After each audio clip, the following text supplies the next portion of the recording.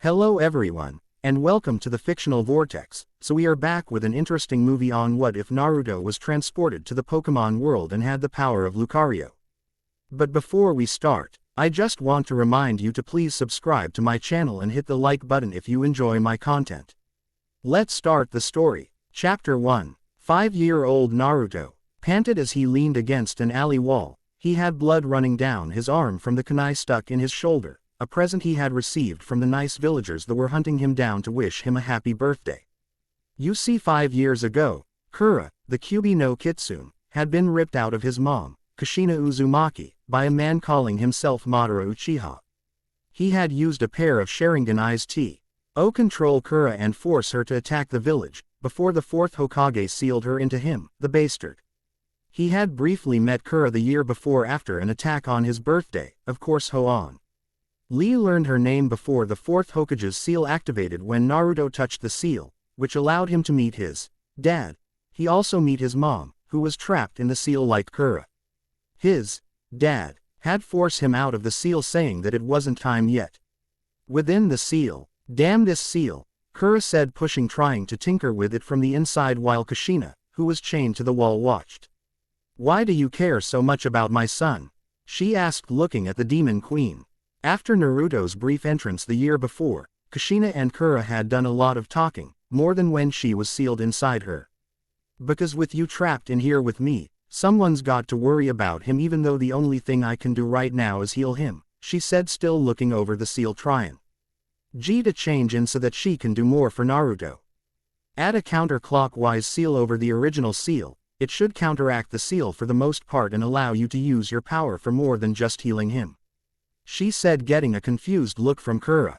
"I never wanted Naruto's life to turn out like this, and I never thought Minato would try to turn our son into a weapon, and since I'm one who created the seal, I figure I might as well help get back at the bastard that sealed us in here," she smirked. With a small nod, Kura placed the reverse seal over the seal before feeling more of her powers return. With a fox-like smirk on her face, she pushed her power out, creating a portal for Naruto to leave the hellhole he called a village. Outside Mindscape, as Naruto was preparing to run, hearing the mob he thought he lost quickly approaching, he stopped and stared as a blue swirling portal appeared next to him. Quickly looking between the portal and the mob that was approaching, with the shinobi throwing kunai and shuriken at him, Naruto jumped into the portal, reasoning that wherever it took him was better than Konoha. Just before he entered the portal, a few more kunai struck his back, causing him to black out from the pain as his body fall into the swirling vortex, which closed upon his entry. Mindscape. Naruto slowly opened his eyes and smiled, seeing that he was back in his mindscape. He had been trying to return all year, but something was blocking him. Suddenly, a pained cry caught his attention. Turning towards the noise, Naruto saw a hilarious sight: his mom, who was released from the chains, holding her to the wall, kicking his dad's ass, while Kura watched with a smirk on her face. "Hey Kura, what's going on?" he asked, walking over to the cage holding Kura, gaining the attention of the three. Kushina smiled and waved at him before going back to the beating in order to stop his dad from talking. "Well Kit, thanks to your mom, I was able to place a seal over the one holding me, which cancelled the part of it holding my powers, and your mom, which allowed me to open a portal to a different dimension," she smiled, getting wide eyes from Naruto and Minato. "So that portal was your doing?" he asked, getting a nod from the Demon Queen. "Thank you Kura, you're the best," he said, slipping through the bars and hugging the Queen of Demons. "I'm glad you're happy Kit. Of course there is a small change that's happening to your body," she said, getting a curious look from Naruto and Kushina, who had finished beating Minato, destroying him. "Since humans aren't capable of traveling dimensions, so my aura is turning you into a half-demon," she said, getting confused looks from the two. "Aura? Don't you mean chakra?" Kushina asked, looking at Kura. "No, I mean aura. Aura is the power that you shinobi use for your jutsu and stuff, however for some strange reason, you decided to call it chakra instead of aura," she said, shrugging. "Anyways, my aura is changing you into a hanyo, or half-demon. Basically, it's increasing your senses, your physical strength and speed, and your original aura levels, which were already higher than a normal human's." Naruto grinned at this. He was going to be badass. So do you know where we're going? He asked excitedly with stars in his eye. Yes, actually. We just entered the new dimension, she said, closing her eyes as the information about this dimension entered her mind. One of the many perks of being the Demon Queen, instant knowledge of the world and its entire history. The dimension is full of creatures known as Pokemon, who use aura in a similar way that the people of your dimension did, just without the hand signs. There are apparently many different types and species of Pokemon all around the world, and human. Once they reach a certain age, are able to go out and capture these Pokemon in things called Pokeballs, which are like storage seals back in your dimension. Both Naruto and Kushina widened their eyes at this.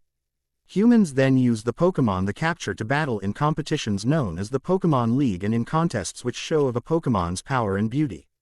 There are also fields and classes of jobs involving Pokemon, such as breeders, who help raise and hatch Pokemon eggs, musicians, who use Pokemon to play music, watchers, how sketch and observe Pokemon, professors, who study Pokemon and how they live, and many others. I'm going to be the best in all of the field, Naruto declared with fire in his eyes. Very well, then I will teach you everything I have learnt. I will also teach you everything I know about aura, Kura said, getting a wide grin from Naruto.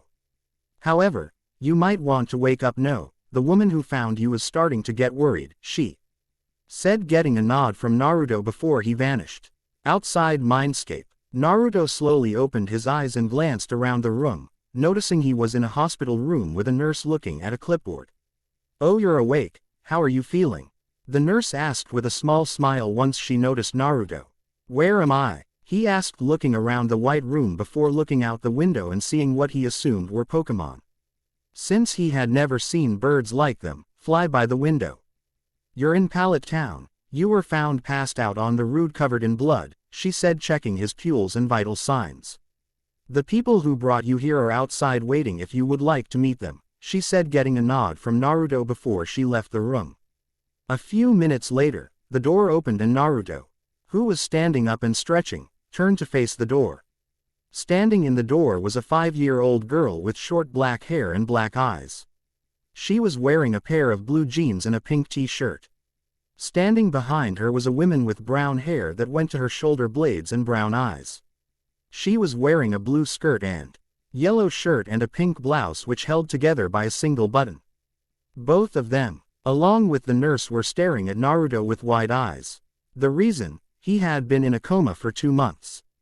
Are you the ones who found me? He asked the two, who simply nodded, still stunned that he was up. Well, my name is Naruto Uzumaki. I wanted to thank you for helping me. Oh, it was no trouble at all, the woman said with a small smile. By the way, my name is Delia Ketchum. And this is my daughter Ashley, she said, patting the girl on the head. Well, thank you both, he smiled, bowing to them before looking around. Do you know where my clothes are? I threw them away, Delia said, pulling out a bag from behind her back along with some papers. I got you some new clothes and these forms, if you're all right with it. All we need is your name, she smiled, handing him the bag and papers. Naruto looked into the bag and found a pair of jeans, a black shirt and a pair of orange shoes. The papers, however, were what surprised him. They were adoption papers and were already filled out. The only thing missing was his name. Are you serious? He stuttered out, looking at Delia, who had a warm smile on her face as she nodded. While you were in a coma, we attempted to find your family.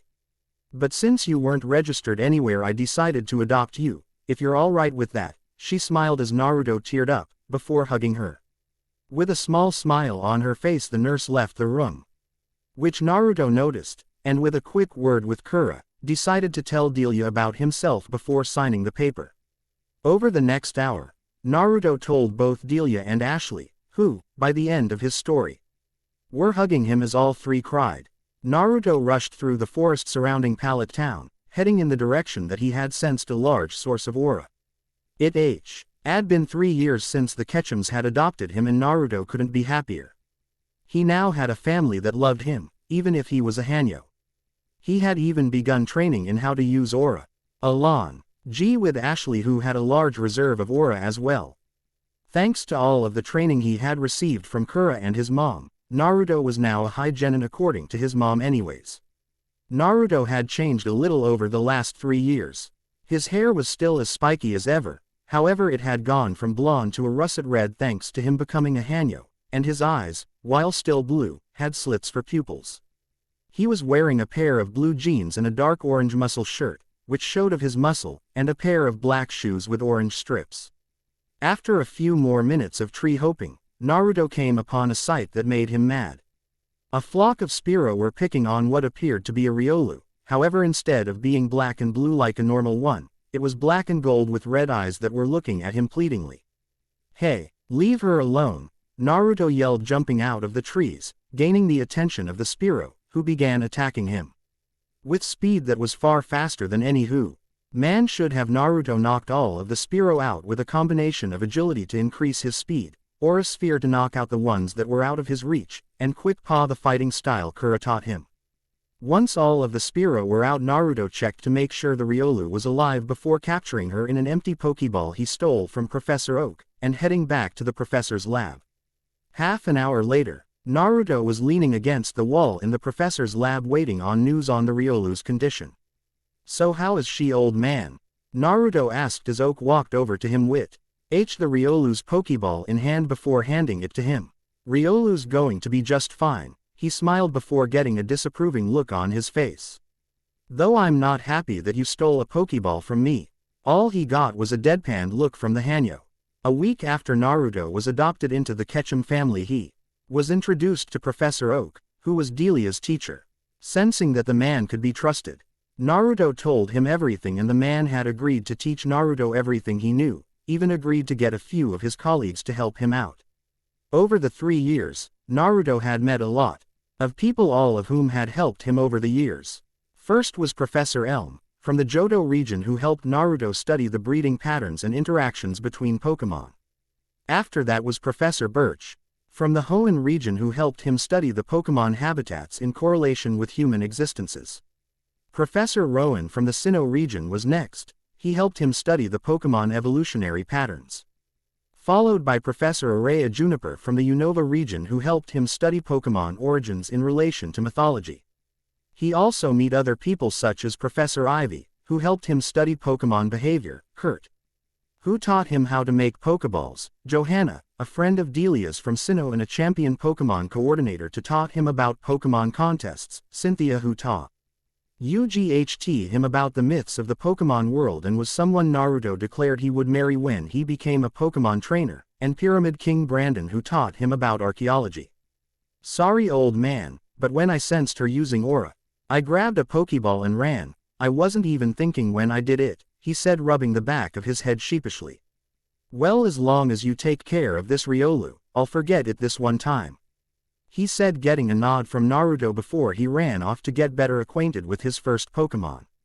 The sun was slowly rising over the town of Pallet and within the home of the Ketchum family. Everything was hectic as 13-year-old Ashley Ketchum ran out of the house in a pair of green and yellow pajama pants and shirt. The reason she was running, she was late to get her first Pokemon. At the sight of his girlfriend running out of the house in her pajamas, Naruto was on the ground laughing his ass off along with his Lucario, Luca. "Oh man, I can't believe she forgot that today she was supposed to get her first Pokemon," Naruto laughed, holding his sides. Over the past 5 years since saving Luca, Naruto had changed very little.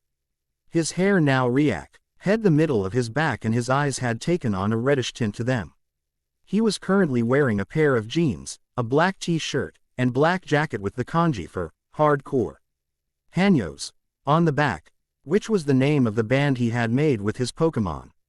After catching Riolu, Naruto had redoubled his training and learning with everyone. He had even captures of 3 more Pokemon while visiting his teachers. While visiting Kurt, he had captured a Tyro who evolved into a Hitmonlee, who he named Ty Lee. During a trip to visit Birch, he had found 2 eggs which hatched into Ralts and later evolved. One into a Gardevoir, who went by Asami, the other into a Gallade, who went by Sadao and was his only male Pokemon so far. "I told her she needed to go to sleep, but she wouldn't listen to me," Luca said, laughing. While Naruto was studying about Pokemon, Luca and his other Pokemon were learning to speak like humans, which took them all about a year, which gave Naruto the idea to start a band with them. The hardcore Hanyos. The band was actually pretty famous in the Every region, seeing as they were asked to play by Cynthia after a battle she had with Steven Stone. The Y were also asked to play by the president of the Pokemon League at the Pokemon League a little over a month ago. You two shouldn't laugh at her, Delia said walking downstairs with a green backpack for Ashley. Besides, don't you need to be heading out too? Naruto nodded his head and recalled Luca into her Pokeball, before grabbing his bag and guitar, kissing Delia on the cheek and heading out. The door in the opposite direction Ashley headed. And don't forget to keep an eye on your sister should she catch up too. You, she yelled after him, getting a wave from him as he walked of. Well, this is it, Naruto said standing in front of a sign that said Route 1, all of his Pokemon standing next to him. Let's show the world what Naruto Ketchum Uzumaki is capable of, his team nodded their he adds as they headed of to begin their Pokemon journey. Chapter 2. Naruto sighed as he rubbed Ashley's back as they stood in the Viridian City Pokemon Center, the reason she was crying about her hurt Pikachu. The Pokemon she got from Old Man Oak. Flashback. Naruto grinned as he wrote down his thoughts for a new song as he sat in the lobby of the Pokemon Center. The sun outside was slowly setting. He had arrived a few hours ago and was glad that the center was almost empty. It meant he had to sign less autographs, like the one he had to sign for the Nurse Joy running the center. The other reason he was glad was because of some of the Pokemon he had caught on the way to town. The first was a Trico with a bad attitude. The second, however, was a Suicune pup with a sprained ankle. He had also caught a few Nidoran. 1 male and 3 female, a Mareep, 3 Eevees, a Mankey, a Spearow and a pack of Puccina, about 7. Since the Trico and Suicune pup filled up his party to 6, the others were sent to Oak's lab. He had called Oak once he reached the center and swapped out Ty Lee, Asami, and Sadao for one of the Eevee, the Mankey and the Mareep, before having all of them looked at by Nurse Joy. Once his Pokemon were fully healed, his new Suicune getting a cast for her leg, Naruto decided to hang in the center for the night. With the sun setting and the start of his new lyrics done, Naruto stood up to ask Nurse Joy for a room for the night, when a motorcycle belonging to Officer Jenny burst through the front door with Ashley, much to Naruto's surprise, in the side cart. Ashley, what the hell happened? Naruto asked, running over as a Chansey pushed out a stretcher and they placed Pikachu on it. We were attacked by a flock of Spearow, then it started raining and Pikachu used a thunder shock, which caused a lightning bolt to strike her, she said looking at the doors Pikachu and Joy went through, tears in her eyes before she wrapped her arms around Naruto and buried her face in his chest. Flashback end. Come on Ash, it'll be alright, you'll see, he said soothingly using the nickname he gave her, which always pissed her off. Why don't we call home? I bet Mom would be happy to hear from us. She nodded as they headed towards the phone. Hello, Ketchum residence, Delia said with a smile as she answered the phone, her hair still wet, indicating she had just gotten out of the shower. Mom, your hair's still in the towel, Naruto said leaning over Ashley's shoulder with a smile. Oh Ashley, Naruto, it's so good to hear from you, she said throwing the towel away with a smile. Where are you two? Viridian, Ashley said sounding depressed, which Delia picked up immediately. After getting Ashley to cheer up a little, Delia delivered a message to Naruto for hi. To call Cynthia, which sounded important. Hello, this is Cynthia, she said appearing on the screen with a smile, before realizing that it's Naruto. Oh Naruto, it's good to see you. Hey Cynthia, how's it going? He asked with a fox-like smirk. Oh the usual, accepting battles to keep my title as champion, chasing down new myths and legends, she shrugged as if it happened every day, which it pretty much did. Anyways, that's not the reason I called you. I have recently come into possession of a Zorua egg from a friend. It hasn't hatched yet, but if you are still interested in transferring your mom into a Zorua, now may be your only chance. Thanks Cynthia, you're the best, he said with a grin. When can you get here? I can meet you in Cerulean City in a month, she said getting a nod from him. Alright, I'll see you in a month, he said smiling before hanging up, only to hear someone yelling. You're what happened to my bike, you little runt? This is all that's left after you stole it to save your Pokemon. An orange-haired girl yelled at Ashley, getting a raised eyebrow from Naruto. Yo, is there a problem here? Naruto asked walking over to the two. Yes, but it doesn't concern you. The girl said, looking at him and pausing at the sight of Naruto Uzumaki Ketchum, one of the biggest rock stars in the Kanto region. Why, you're Naruto Uzumaki, the leader of hardcore Hanyos, can I have your autograph? She asked, holding a pen and his first CD. Sure, once you tell me why you're yelling, he said, looking her in the eye. Well, you see, this girl stole and destroyed my bike. The orange-haired girl said, pointing from Ashley to the black remains of her bike. The reason I'm yelling is because I want her to pay me back for my bike. Naruto glanced over at his sister, waiting to hear why she stole the bike. Well, I was running from the Spearow, and say the bike, so I hopped on in order to save Pikachu, she said, rubbing the back of her head sheepishly. Sigh, how much did the bike cost? Naruto asked, pulling out his wallet, confusing the orange-haired girl. Look, unless you follow her around for who knows who long, and remind her every so often, you're never going to be paid back for your bike. Trust me, my sister's an airhead. Hey, Naruto smirked at his sister's outcry. Did you say sister? The orange-haired girl asked, looking between the two. Yeah, sigh, look, my sister needed it to save her Pikachu, so I'll pay for your bike and we can forget this ever happened. Both girls simply stared at him. I'll just stick to following her around until she pays me back. It'll be nice having someone to travel with, the girl said, blushing a little. By the way, I never introduced myself. My name's Misty, I'm a water Pokemon trainer. Nice to meet you, the name's Naruto. And you've already met Ashley. He nodded his head in his sister's direction before handing the girl her CD, which he signed for her. Suddenly the emergency sign shut off and Nurse Joy walked out with Pikachu, who appeared to be fine. How's Pikachu? Ashley asked, walking over to his Pokemon. She's going to be just fine. You're lucky you got her here when you did, Joy said with a kind smile. Getting a sigh of relief from the girl. Well, that's good at least. Naruto smiled before two smoke bombs crashed through the skylight, followed by two Pokeballs. What the hell is going on? Ha ha ha. The herd as the smoke cleared to reveal to people and their Pokemon.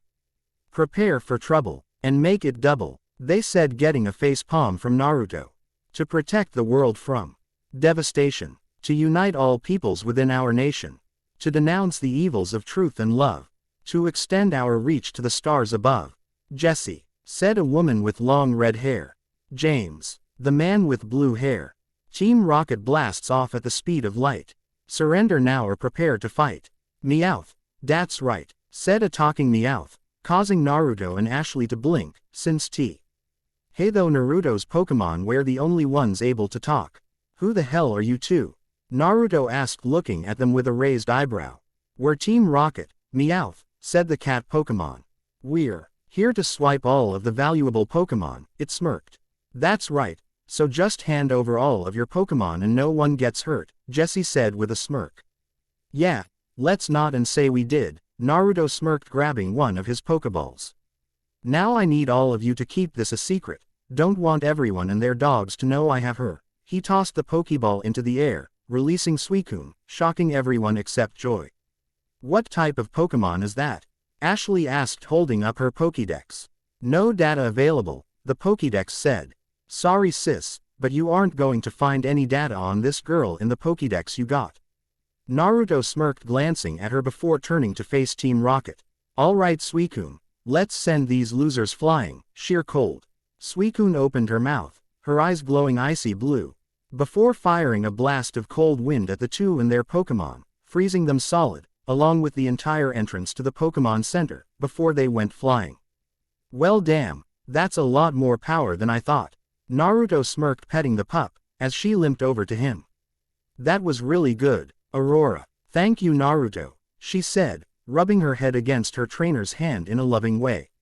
After recalling Suicune, and waiting for Pikachu to wake up, which didn't take long, the three headed out, since the sun was rising, towards Pewter City. Ahahaha, Misty screamed for what seemed like the 100th time that day since they had entered the Viridian Forest. Will you please stop screaming? Naruto yelled, rubbing his to say so before we entered the forest, we could have gone around instead of through it. I didn't know the forest was full of bugs, she said, clinging to Ashley's back. Oh wow, a Caterpie, Ashley said, dumping Misty on her butt and running over to the bug Pokemon. You should catch it, Ash. It'll help you catch up to me. He smirked at her irritated face before he began walking off. Hey, where are you going? Misty asked nervously. I'm going to train and catch a few bug Pokemon, he said looking over his shoulder. I'll meet both of you in Pewter City in about a week. Have fun. He jumped into a tree and began to run into the depth of the Viridian forest. Where do you think your brother is? Misty asked as she sat in the Pewter City Pokemon Center with Ashley and the ex-gym leader Brock, who had decided to join them on their journey after giving Ashley a gym badge. I don't know, but he always does this. He'll go off into the woods for days on end before resurfacing, so I'm not really worried, Ashley said, still admiring her first badge. Now that's just mean, a voice said from behind the three, causing Ashley to freeze up. And I thought we had something special between us. The three turned around to see Naruto with a smirk, even though he was shirtless, causing every woman in the center to blush. What happened to your shirt? Misty stuttered as her face glowed like a Christmas light. Oh, that, I lost it catching one of my latest Pokemon. He smirked, causing Misty to faint, along with every other girl in the center. What Pokemon did you catch? Ashley asked with stars in her eyes. While Naruto was her biggest rival next to Gary, he was still her brother. You tell me what Pokemon you caught and I'll tell you what I caught, he said, leading her over to the phone. Well, I caught the Caterpie, which evolved into Butterfree, then I caught a Pidgeotto, she said, holding up the 2 Pokeballs. Whistle, that's impressive, he said, turning on the phone and dialing Oak's number. I caught a few new Pokemon myself, a swarm of Beedrill and Butterfree, about 5 Scyther, 2 Heracross, 6 Venonat, a Pinsir. Ashley's mouth fell open at the number of Pokemon her brother caught while in the forest, before Professor Oak appeared on the screen. Ah, Naruto, I was wondering when you would call, wanting to switch out your Pokemon. Oak asked with a smile. Yeah, since Primeape, Sceptile, Ampharos, and Espeon are fully evolved, I would send them to you along with Aurora and work with some of my newer catches. Ashley's eyes widened again. She knew her brother was good, but to get all 4 of the Pokemon he had caught a few hours after leaving Pallet to fully evolve in 1 week, it was incredible. So which do you want? You sent me quite a few, Oak chuckled. I'll take Kura, one of the female Nidoran, and Magikarp, he said, placing all but Luca's Pokeball onto the transporter and sending them to Oak. I figure Kura would like to get out, and that leaves room on my team for the 2 eggs I got, he smirked, pulling out the 2 eggs. One was white with silver wings and the other was bright pink. Where do you get those? Brock asked, looking at the 2 eggs with wide eyes, which were mirrored by Oak, Ashley, and Misty, who had woken up and joined them a few minutes ago. That's a secret, Naruto smirked, putting the eggs back in his backpack and grabbing the 3 Pokeballs Oak had sent him, holding out one of the Pokeballs. Everyone gasped as a red aura surrounded the ball before it opened, releasing a ferial-looking Vulpix. Hey Kura, how ya feeling? He asked, bending down towards the Vulpix. Aside fro, am missing my 3 of my tails missing in this form. I'm fine, she said, shocking everyone again. Well then, I'm glad I found this for you. Naruto pulled out a red stone and held it out towards her. Are you really Kura? Ashley asked, looking at the fox Pokemon, who looked at Ashley before returning her attention to the red stone. Yes, I am, she said, putting a paw on the stone, which caused her to glow and evolve. Once the light died down, instead of a Vulpix, there stood a blood-red Ninetales with long ears. Ah, it's good to be able to stretch my leg, she said, stretching her legs out before looking around. How are you? Ashley stopped as Naruto slapped his hand over his sister's mouth with a glare. That is not your concern right now, he said, his eyes turning red. But if you really want to know, I'll tell you after my gym battle, he said, walking out of the center with Kura beside him, followed by Ashley, Brock, Misty, and everyone else who was in the center and recognized him. Yo, I'm here to challenge the Pewter City gym for a badge, Naruto yelled as he entered the gym, followed by everyone who was following him. Very well then, I accept your challenge, said a man he assumed was the gym leader, and who looked like an older Brock. My name's Flint, and this will be a 2-on-2 Pokemon battle. Any objections? Not really, let's just get this over with, Naruto said as Kura walked onto the field. I have to be in Cerulean by the end of the month, and if I'm not, I'm screwed. Girlfriend? Flint asked, grabbing a Pokeball, before tossing it and releasing a Graveler. Manager. Naruto said, causing everyone but Ashley to face fault. Let's wrap this up fast, Kura. We have to be in Cerulean by the end of the month in order to meet Cynthia. Alright, this is a 2-on-2 Pokemon battle between the gym leader Flint and the challenger Naruto Uzumaki Ketchum of Pallet Town. All of the girls in the railing over here screamed and cheered. Only the challenger is Al. Load to switch Pokemon during the battle, so let the match begin. Sorry Flint, but like I said, I got to get to Cerulean and fast, so I'm going to end this. Kura used flamethrower. Kura opened her mouth and shot a jet of flames at the graveler, sending it into the wall and knocking it out. Gee, the first match goes to the challenger, Naruto, Brock said, stunned. You may have beaten my first Pokemon, but there's no way you'll beat my second one, Flint said, releasing a Rhyhorn, which met the same fate as the graveler. Impossible. Flint fell to his knees in shock. His first challenge as gym leader and he lost both his Pokemon to one fire type. The winner is Naruto, Brock said, stunned as well. He had never seen a battle end so quickly. Sorry about that, Naruto said, walking over to Flint.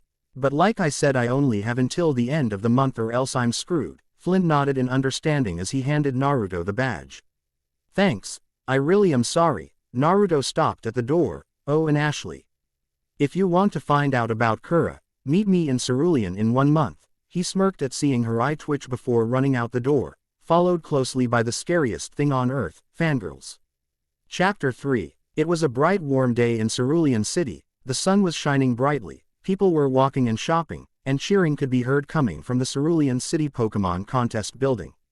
Standing on the center stage of the arena stood a boy with long spiky hair. He was wearing a pair of blue jeans and a blood-red muscle shirt, causing all of the women in the audience to cheer louder at the sight of him. In his hands was a red guitar which he slowly strummed. All right, Luca, let's show them what we can do, the boy said, tossing up a Pokeball, which opened to release a black and gold Lucario, who was surrounded by musical notes. Time to put on a show, he said before beginning to play. Play Headstrong by Trapped. Circling your head, contemplating everything you ever said. Now I see the truth, I got doubt. A different motive in your eyes and now I'm out. See you later. As the boy began to play, Luca began bobbing her head, her eyes lost before they snapped open and she jumped into the air, spinning like a top. As a blue ball of energy gathered in her left hand while a black ball gathered in her right, before she began a rap. Head fire barrage of Shadow Ball and Aura Sphere, before she landed in a crouch. I see your fantasy, you want to make it a reality paved in gold. See inside of our heads, yeah. Well, now that's over. I see your motives inside. Decisions to hide. Luca created a bone-shaped staff of energy and began going through a complex series of stances, which looked like a dance to people who didn't know about the style. Fuck. Back off, I'll take you on headstrong to take on anyone. I know that you were wrong, headstrong, we're headstrong. The crowd watched and cheered as Luca flowed along with the rhythm of the music, never missing a beat. Back off, I'll take you on headstrong to take on anyone. I know that you are wrong and this is not where you belong. The energy bone vanished as Luca jumped back and begged, and using agility to run and move around the arena, leaving multiple after images, shocking the crowd at her speed. I can't give everything away, I won't give everything away. Conclusions manifest. Your first impressions got to be your very best. I see you're full of shit, and that's alright. That's how you play. I guess you'll get through every night. Well, now that's over. Luca stopped in the center of the arena, surrounded by almost 30 after images, before she used Shadow Claw, and began spinning, destroying all of the after images. I see your fantasy, you want to make it a reality paved in gold. See inside of our heads, yeah. Well, now that's over. I see your motives inside, decisions to hide. Once she was done spinning, Luca bowed to the audience before doing back flips over to the boy as he finished up the song. I know all about your motives inside, and your decision to hide. The crowd was silent as the song came to an end, and the boy and Luca both gave a small bow. Before the crowd erupted into cheers, all screaming for an encore. That was amazing, wasn't it, folks? Yelled Lillian into her mic, as the boy and Luca took another bow. Let's hear what our judges have to say. It was a splendid performance. the way Luca moved to the beat of the music, simply amazing, said Mr. Contesta. Truly remarkable, said Mr. Tsukizo. The way Luca moved showed that she was well trained and well cared for. It was like she was dancing to the music, said the nurse Joy of Cerulean. You heard it, folks. Let's give another round of applause to Luca and Naruto. The crowd erupted into cheers, getting a smile from Naruto as he walked back to the waiting area for the contestants. It had been a month since Naruto had obtained his first gym badge in Pewter City. Then was chased out of town by rabid fangirls.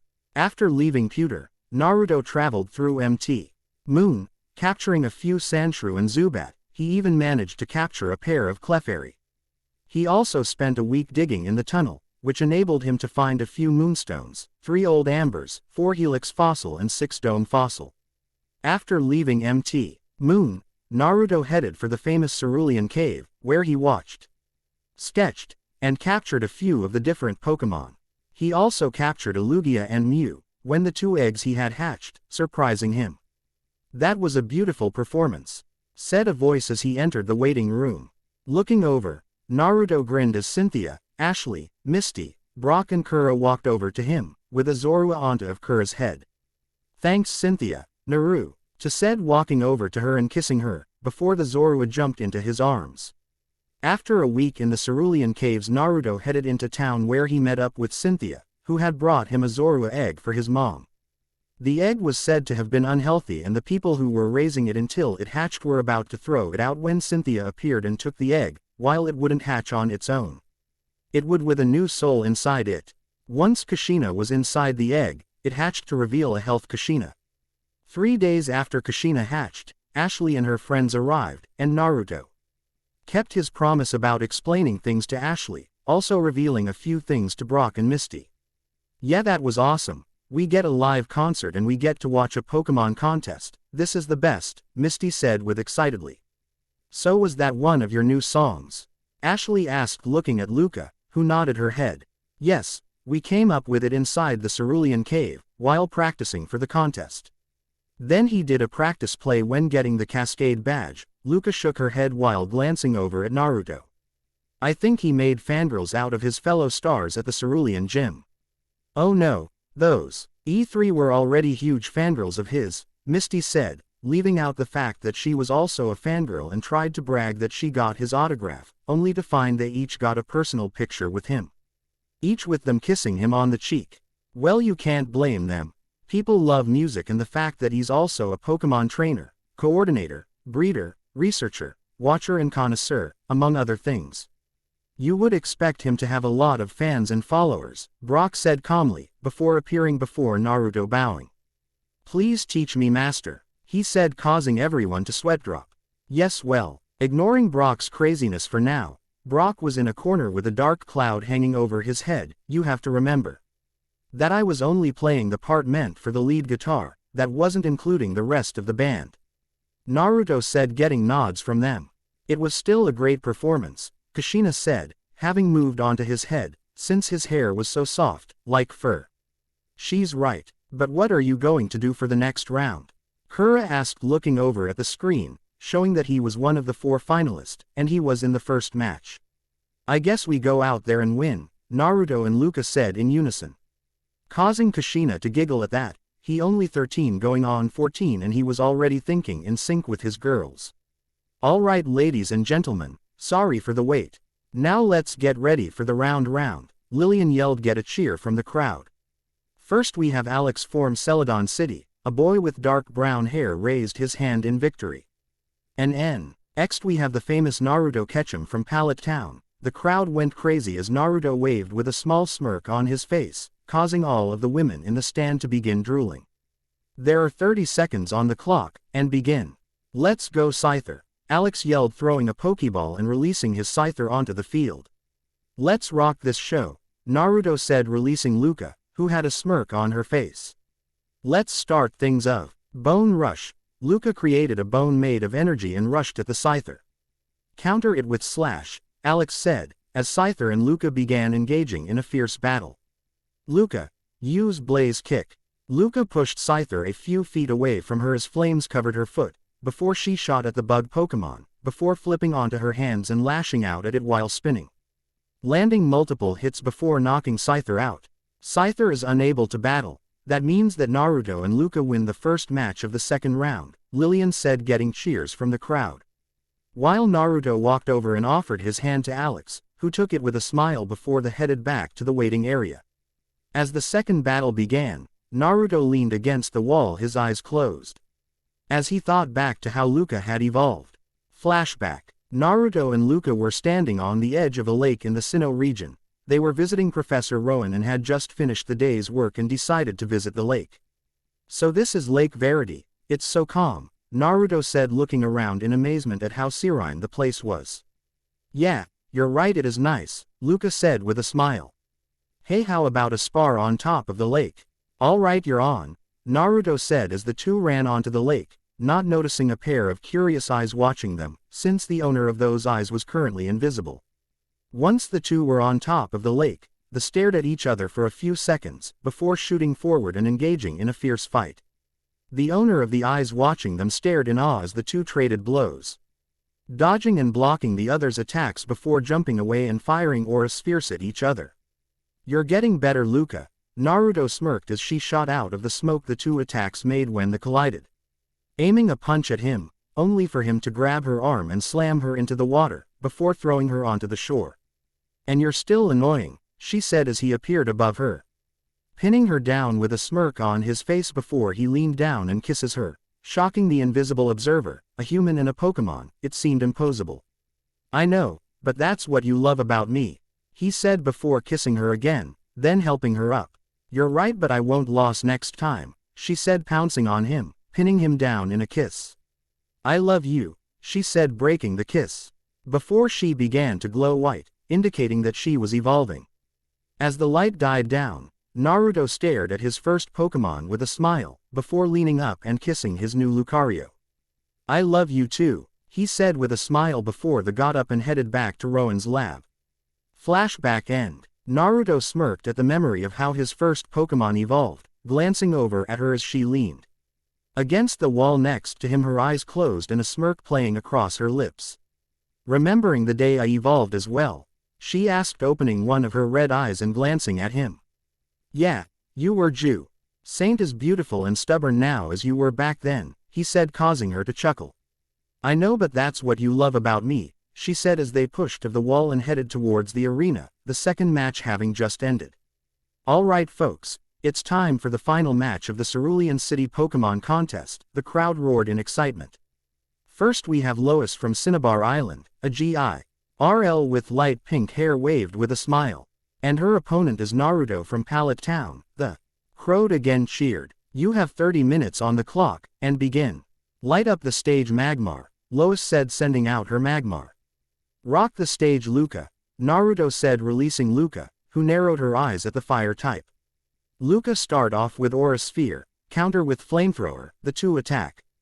KS collided in the center of the arena, causing an explosion, getting a smirk out of Naruto. Luca now, Naruto yelled as the smoke began to clear, revealing a hole in the ground. If you think having our Lucario go underground is going to save her, you're sadly mistaken, Lois said with a smirk. Magmar used Flamethrower in the hole. The Magmar shot a jet of flames into the hole, getting a smirk from Naruto. Now Luca, use Close Combat, Naruto said as a shadow appeared above Magmar, shocking everyone. What, but how? Lois asked as Luca descended onto Magmar and began punching away. Simple. Luca, using her aura, created a solid double and had it dig into the ground while she jumped into the air and hid in the rafters. Naruto smirked, shocking everyone. Now Luca, let's end this with a hyper beam. With a small nod, Luca sent one last punch at Magmar. Luca jumped back before firing an orange beam of energy, which hit the fire type, causing an explosion. The crowd waited with bated breath before letting out a loud cheer as the smoke cleared to reveal Magmar out cold and Luca standing there with a smirk on her face. The winners of the Cerulean City Pokemon contest are Naruto and Luca. Lillian yelled into her mic as Naruto walked over and offered his hand to Lois, who stared at it for a few seconds before shaking it, a small smile and blush on her face. Oh, I'm so proud of you, Naruto.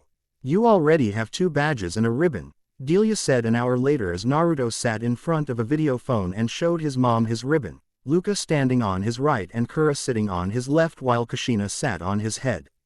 And Kushina looks healthy. I'm guessing the transfer was a success.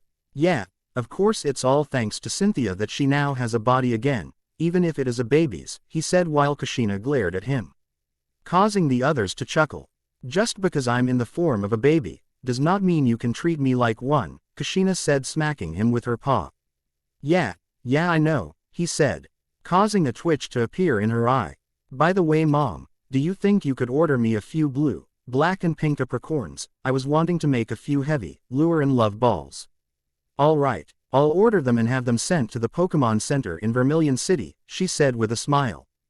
Thanks Mom, I'll talk to you later, and don't worry I'll keep an eye on Ashley, Naruto said before hanging up.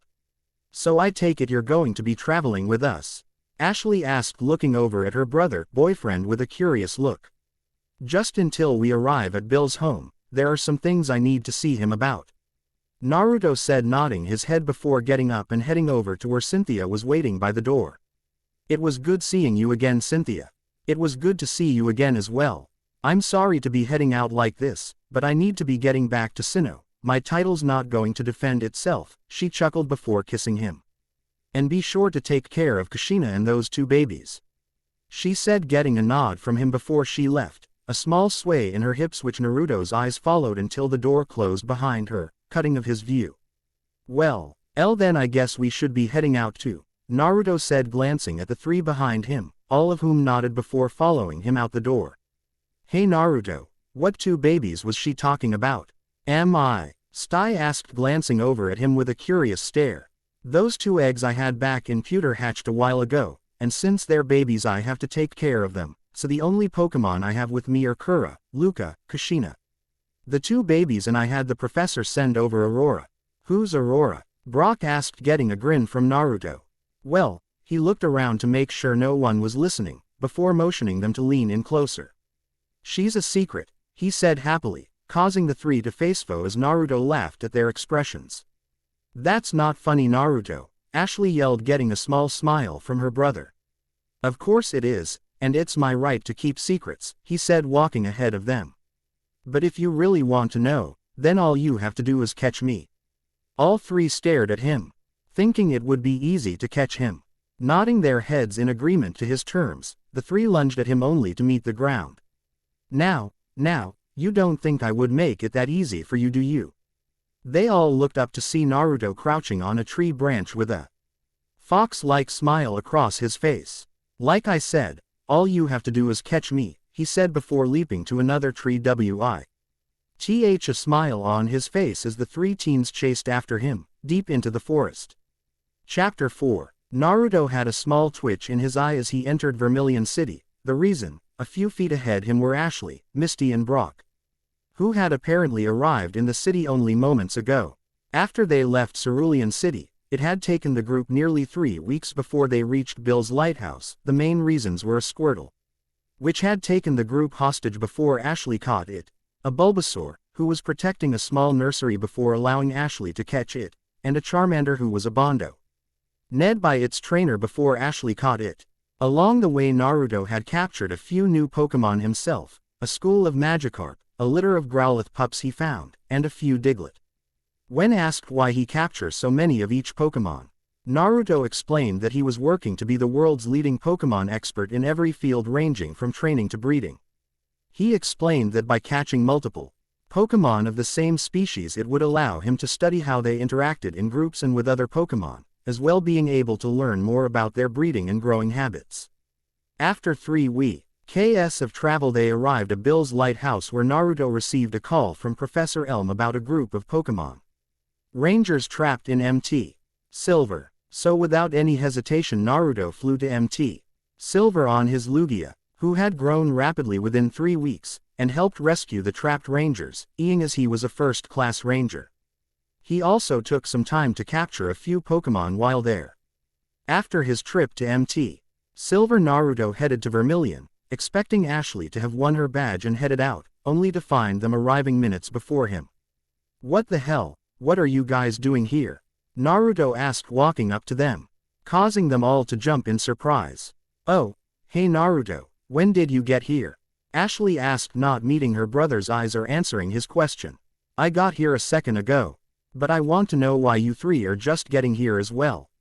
The three trainers avoided his gaze, telling him something was up, but since it didn't really concern him, he let it drop. "Well, whatever. It doesn't matter anyways. Let's just get to the Pokemon Center. I need to get my newest Pokemon looked at before my gym battle." With that, Naruto headed towards the Pokemon Center. Yo, and welcome to the Vermilion City Pokemon Center. How can I help you?" Naruto smiled at the Nurse Joy standing in front of him before handing her 3 Pokeball. "Could you please make sure they're all right for me?" The Joy's face became as pink as her hair upon seeing Naruto's smile. "Thank you." He nodded his head before heading over to his sister and her friends. "So Ashley, you ready for a gym battle?" the Hanyo asked as he sat down next to his sister. "You bet. I'm gonna win my 3rd badge, no sweat," she boasted, causing Naruto to chuckle at her optimism, since he knew that each gym leader is stronger than the last. "Well, while you do that, I'm gonna go get the apricorns I asked Mom to order for me, then I'll meet you at the gym." At the agreeing nod from his sister, Naruto went to get his 3 Pokemon, who were done healing, and headed out the front door, after signing an autograph for the Nurse Joy. After getting his supplies from the Pokemon Center, Naruto was headed towards the gym when something caught his eye. Karen of the Elite Four was smirking at a trainer who had apparently demanded a challenge. Karen had long blue and light blue eyes. She was wearing a pair of WHITE capers and a yellow shirt that showed of her toned stomach. "Sigh, this is boring." Houndoom finished this off with Flamethrower. The Dark Dog Pokemon opened its mouth and knocked its opponent out with a torrent of flames. Well, that certainly was entertaining. Karen and her Houndoom turned around at the sarcasm, ready to tell the person of, only for a smile to form instead. "Hello Naruto, it's been a while." She smirked, walking over to him, a small sway in her hips. Because of his connections with the professors and Cynthia, Naruto knew and was on good terms with almost all of the Elite Four from every region. More so with the female members than the male. "I heard you were traveling the Kanto region, but I never expected you to be here at the same time as me. What a coincidence." "Yeah, I guess it is. Who would have thought I would run into you here?" He smirked at her before she leaned down and kissed him, getting a few catcalls and wolf whistles from the crowd that gathered for her battle. That tasted good. Can I have another?" That caused her to chuckle. "All right, how about this? We have a one-on-one Pokemon battle right here. If you win all," she bent down and whispered into his ear, causing his face to light up. "But if I win, you have to travel with me. For 1 month, is it a deal?" With a grin, Naruto nodded before jumping back a few feet, grabbing one of his Pokeballs as he did. "You're on, Karen. I was hoping to save her for my match against Lieutenant Surge, but you'll do. Let's go Kushina." Naruto threw the Pokeball, releasing Kushina, who had evolved into a Zoroark during their trip to Mt. Silver. "Wow, I never expected you to have something like her," Karen said, recalling her Houndoom before grabbing another Pokeball. "Let's see how she does against this little girl." She released a pure white Murkrow, which silently landed on Karen's shoulder. "Wow, that's Murkrow's white. That is so cool," Naruto said, causing the bird Pokemon to turn a little pink. It had never been complimented by anyone except Karen. "Thank you," the Murkrow said before taking to the sky, preparing to battle. "You're welcome, but don't expect us to go easy on you." Kushina used Night Slash, Sorrow counter with Wing Attack. With high speeds, the two clashed, similar to Shinobi.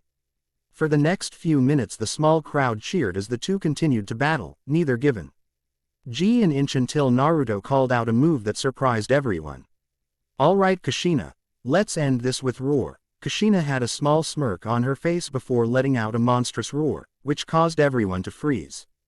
Before Sorrow was covered in a red glow and returned to her Pokeball. "Well, that was anticlimactic," Kushina said, breaking everyone out of their shock, since none of them had ever heard a roar like that. It was almost demonic. "Yeah, well, don't forget, we need to get to the gym to watch Ashley's match, then try our own hand at getting a badge," Naruto said, getting a sigh and nod from Kushina. "Hey Karen, thanks for the battle, but we got to go." With that, Naruto vanished and reappeared next to the dark trainer, picked her up bridal style, then vanished again, Kushina following behind him.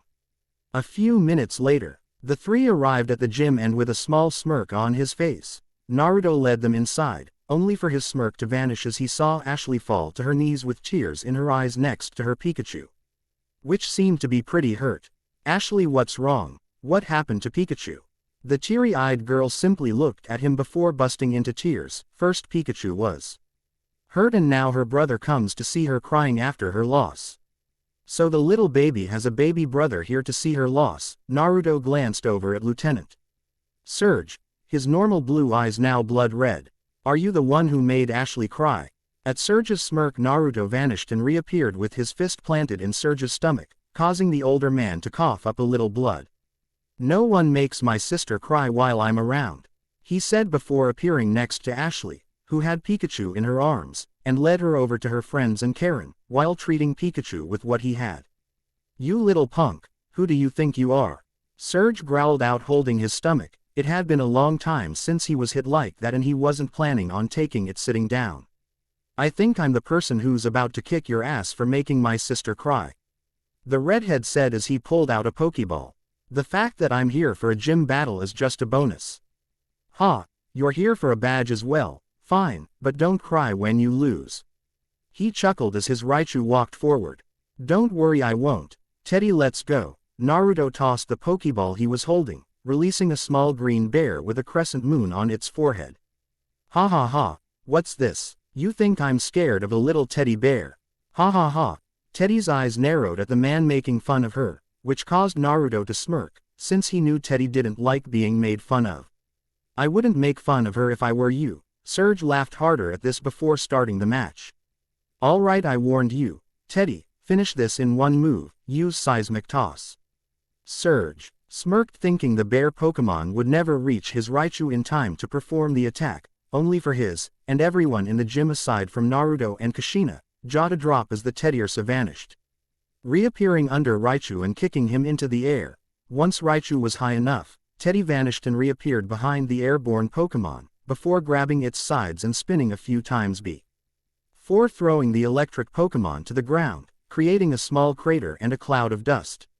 Everyone stared in utter silence as they processed what just happened. Surge's Raichu, which had easily beaten Ashley's Pikachu, had just gotten its ass handed to it by a Pokemon who didn't even look like it had tried fighting. Well, now that that's done, I'll take my badge and we'll be on our way. Surge silently nodded, handing Naruto his badge. Before watching them leave the gym, Naruto, arm wrapped around Ashley's shoulder in support. That night, after returning to the Pokemon Center and getting Pikachu taken care of, Naruto contacted Professor Oak and sent him all of his Pokemon except Teddy, since he was planning to train her some more. Once he was done, Naruto headed towards the room Karen had rented at the center in order to get his reward for winning, when he ran into Ashley, who had a lost look on her face. Hey Ashley, something wrong? Naruto asked his sister, a worried look on his face. Naruto, can I sleep with you tonight?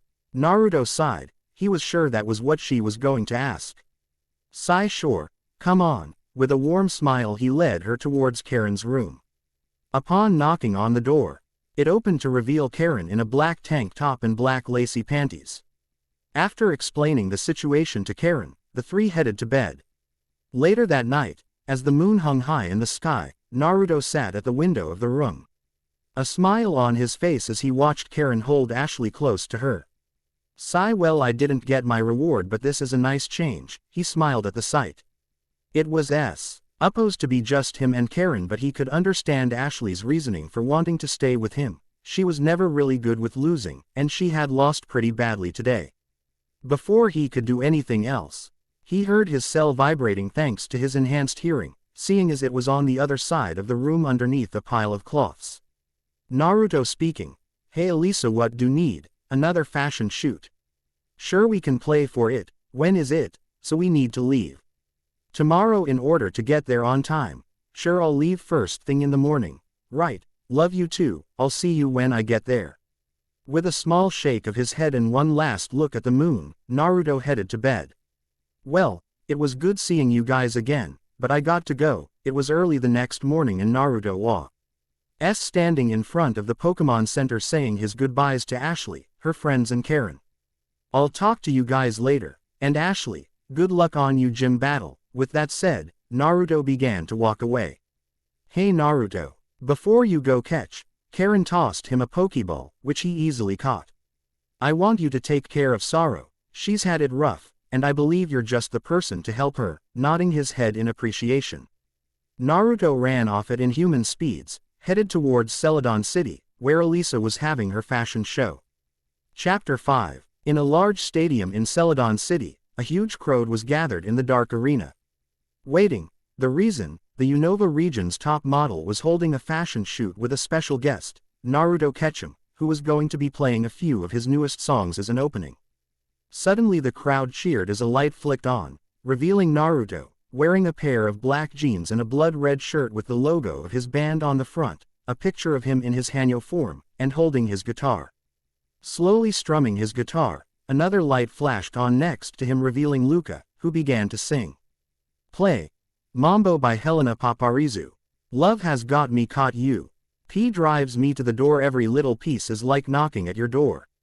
More lights flashed on to reveal the rest of Naruto's band. Tai Lee was on the drums, Asami was on the keyboard, and Sadao was playing the bass guitar. Tell me, can't you see the signs written by a maniac? This love has made me blind, can't deny. The poison gets me high, just a little taste. Shoot my life, and hit me like a drum.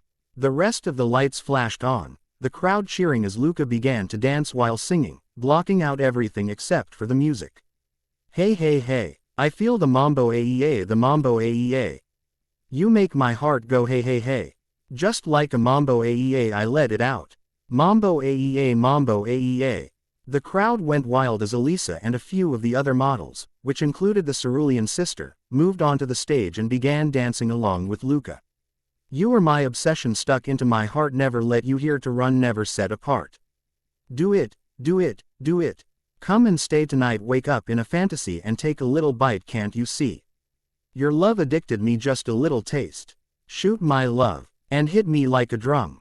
Everyone cheered louder as the lights began to flash different colors, enhancing the beauty and mystery of the models dancing.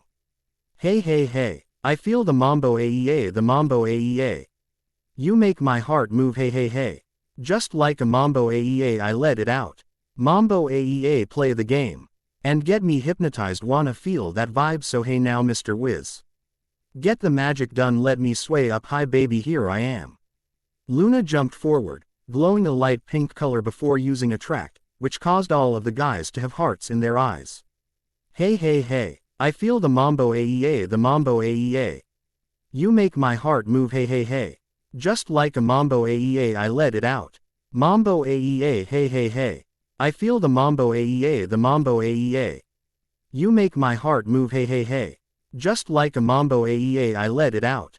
Mambo aea, hey, mambo aea, hey. Just like a mambo aea. As the song ended, the crowd went crazy, cheering their heads off while the band and the dancers all took a bow. Before Naruto began playing a few more songs. That night after the shoot was over, Naruto was sitting in his room at the Pokemon Center, having just switched his Pokemon out for a different team. All of whom were laying around the bed as he tried to decide who he was going to have battle Erika in their gym battle. Alright, well, I know Erika uses grass types for gym battles and she's always uses Gloom, just need to think of who else she might use and who to match them up against. He glanced around at his current team. Sleeping on his pillows was his Larvitar. He had saved the little girl from a flock of Spearow. Curled up at the end of his bed was his new Dratini, which he caught while visiting the Safari Zone. She put up one hell of a fight. Leaning against the wall, looking out at the moon was his Sneasel, who was pure white in color. Instead of a normal Pokemon battle, she had decided to fight him one-on-one, and she had out up a great fight. She even forced him to use his Hanyo form.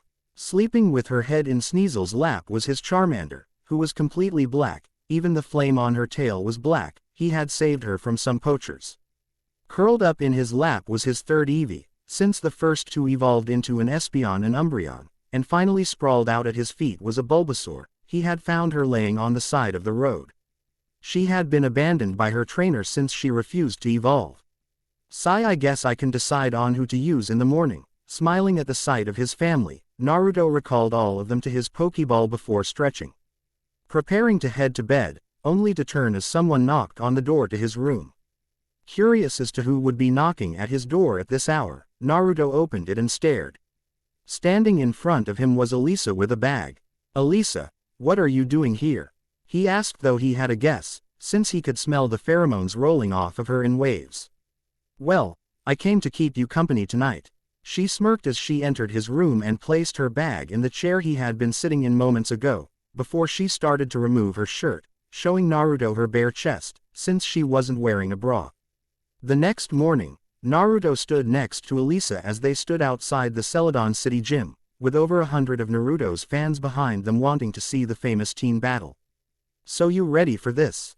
Naruto smirked and nodded his head, heading inside, followed by the spectators. "Hello Naruto, I've been waiting for you," the gym leader Erika said as he entered the gym's battle arena. Elisa and his fans sitting in the stands. "It seems you brought a conglomerate of people with you." Her eyes narrowed as they meet Elisa's, who had a smug smirk on her glowing face. "Just Elisa. The fans came on their own, not that I don't like the support." All of the fans cheered as he pulled out a Pokeball, which he spun on his finger. "Besides, it's good practice for the Pokemon League."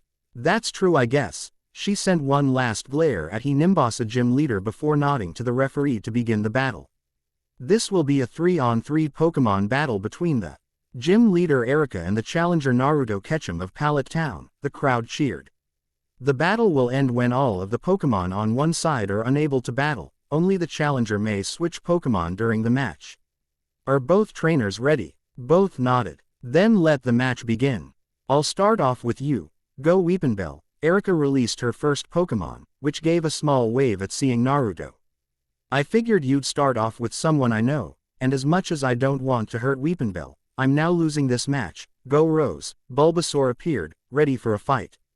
"Alright, let's begin. Weepinbell, use Stun Spore. Rose, use your vines like a fan and blow the spore back at Bell." Weepinbell began to shake, causing a cloud of powder to float towards Rose, who used her vines to blow the cloud back towards Weepinbell. Weepinbell dodged the cloud and used Razor Leaf. Rose, counter with your own Razor Leaf. The two grass types fired leaved at each other, the two attacks cancelling each other out. Weepinbell, use Slam. Rose dodged it and used Takedown. The seed Pokemon dodged the gym leader's Pokemon, rammed into it, sending it into a wall and knocking it out.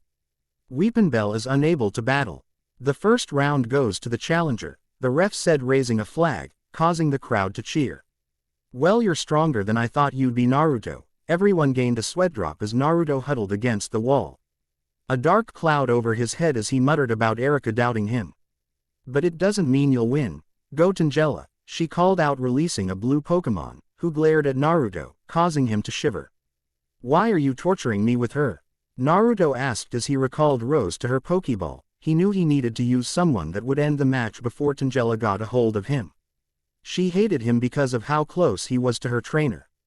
"Don't worry, Tangela's not going to hurt you." She completely ignored the vine Pokemon, striking the ground with its vine while glaring at Naruto. "Right, well, I guess it's up to you to take Tangela down a peg or two. Let's go." Glacial, Sneasel appeared with a bored look on her face, surprising the crowd at her color, before turning and giving Naruto an "Are you kidding me" look. "Sigh if you win all." He bent down and whispered into her ear, causing her to smirk as a pink tint crossed her face. "Fine, I'll battle, but I expect you to keep your word." Naruto nodded as Glacial turned to face her opponent. "Well, this will be fun. Just don't get overconfident." Erika's not a gym leader just because of her good looks. Erika's face slowly turned red at his words. "Alright, start off with Icy Wind. Tangela, dodge it and use Vine. Whip." Tangela dodged Frost Icy Breath before wrapping her up, in a slightly perverted way. Glacial break out with Ice Beam, then follow it up with Shadow Claw. Glacial hit Tangela with a beam on ice to the face, before moving at insane speeds and striking Tangela with her claws, knocking her out. Tangela is unable to battle. The second round goes to the challenger. The crowd cheered again as Glacial walked back towards Naruto. "That was fun, but don't forget your promise." Naruto nodded his head, a small smile on his face. "Don't worry, I won't." She nodded her head before moving to sit behind him. she knew who he was going to use next and wanted to see what her rival could do in a fight. Well, I had no idea you would be this good, Naruto. Erika recalled her overprotective Tangela, before pulling out her last Pokeball. But how will you fare against my last Pokemon, Go Gloom? She released the weed Pokemon, who gained a smile and ran over to hug Naruto upon seeing him. Hey Gloom, who you been? He gently returned to hug. Not to be mean or anything, but yo, you should probably head back to Erika's side of the arena so we can start our battle. Gloom nodded before heading back towards her trainer. Well, it looks like Gloom is happy to see you again, Erika smiled, placing her hand on Gloom's head. Sigh, yeah, well, she's probably not gonna like me for a while after she sees who she's up against. Pulled out his third and final Pokeball. Amaterasu, let's show them what we can do. Again, everyone was shocked at the sight of his Pokemon, a pitch-black Charmander with a black flame on its tail. Oh my, you sure have quite the assortment of unique Pokemon, don't you, Naruto? Erika gave him a sweet smile. But that's not going to do you any good. Gloom, use Acid. Ama dodge it and use Fire Punch. Amaterasu dodge all of the globs of poison that Gloom shot at her before punching the grass type with a fist of black flames, sending it skidding back a little. Gloom, use Moonlight. Gloom shot a small glowing orb, which resembled the moon, into the sky before slowly healing. Fuck, Ama, stop her with Flamethrower. Ama fired a jet of black flames at the grass Pokemon, since Gloom couldn't move while healing, which hit its mark, sending Gloom into the wall, knocking her out. Gloom is unable to battle. The winner of the third match in the battle is the challenger, Naruto Uzumaki. The crowd went wild, but stopped as Amaterasu began to glow. Alright, Ama's evolving. Naruto cheered as Ama grew a little bigger and a small horn grew out of the back of her head. Well, Naruto, I must congratulate you on your win. That was a great battle, Rika said, walking over to him with a small smile. As gym leader of Celadon City, it is my honor to present you with this, the Rainbow Badge. You earned it. She handed him a multicolored badge, before leaning in and kissing him on the lips, getting jealous and angry glares from all of Naruto's female fans. Thanks, Erika, that was a great battle. Naruto smirked before recalling Frost and Amaterasu and heading for the door. But if you'll excuse me, I need to get going. Need to track down Ashley and her friends, so I'll see you later. And with another swift kiss, Naruto bolted down the street, all of his fans right behind him. Chapter 6. Naruto was standing under the sign that read, "Welcome to Celadon City," his eye twitching in annoyance. He had spent the last 2 months tracking down Ashley and her 2 friends, which had taken him all over the place before landing him back in Celadon. His first stop was the Fuchsia City gym, where Naruto beat Koga, the gym leader, after learning that Ashley had already got a badge. He then spent a week in the Safari Zone, where he captured a herd of Tauros to rival Ashley's own, along with a number of other Pokemon he captured while there. He also spent a few days working at the Laramie Ranch, which was one of the biggest Pokemon ranches in Kanto, where he learned that Ashley had helped out a girl named Laura by racing her Ponyta turned Rapidash in the ranch's yearly race and winning. After that, Naruto found himself in Saffron City, where Sabrina gave him a badge after a date and a day in bed, which pissed off her dad, who had helped Ashley win. Sabrina was in one of her moods and split her personality again. He later found himself at a haunted tower in Lavender Town, where he met a couple of funny ghost types, who pissed Glacial off with their rather annoying jokes. Damn it, I ran around half of Kanto, dodging fangirls at every stop, just to end up back here. Ashley, you are so dead, Naruto growled as he ran towards the gym where he knew she was headed. Sitting in front of a perfume shop she had just been kicked out of for saying the perfume stank. Since she was a tomboy, Ashley froze and shivered slightly as a feeling of dread washed over her. Shrugging it off as nothing, she stood up and headed for the gym in order to earn her next badge. Naruto scowled as he sat inside the gym's reception area, glaring at the door while rubbing Gloom's head and drinking a canned coffee. What do you mean I can't come in? Naruto turned towards the door to see 3 of the gym attendants refusing to allow Ashley in. I got to challenge the gym leader in order to become a Pokemon master. I didn't care if you were the last trainer on Earth, this gym doesn't allow anyone inside who says that perfume is a stinky rip-off, one of the head attendants said, glaring at Ashley. Why not? Naruto sighed as he headed over towards his sister, still angry that he had to chase her all the way across Kanto and back. It's because this gym makes and sells a special brand of perfume. All of the attendants and Ashley turned to see Naruto walking towards them, followed by Gloom. Naruto, what are you doing here? Are you here to get a badge too?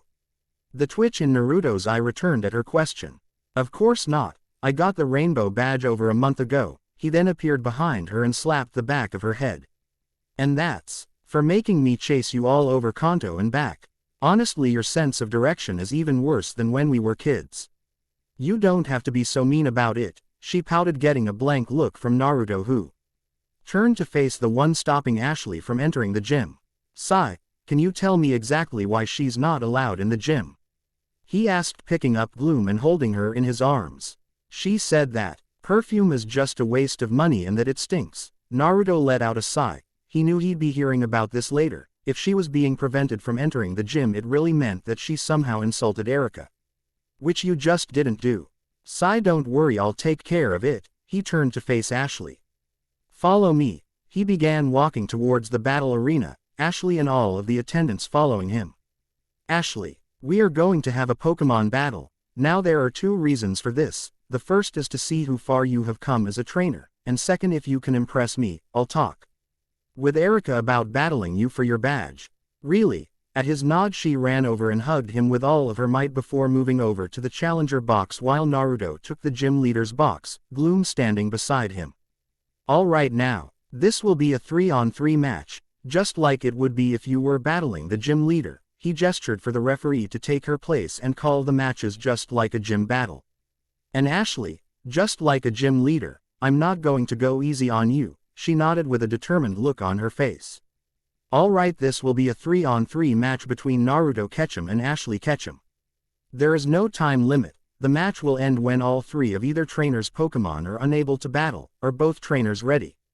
The two siblings nodded. Then let the match begin. I choose you. Squirtle.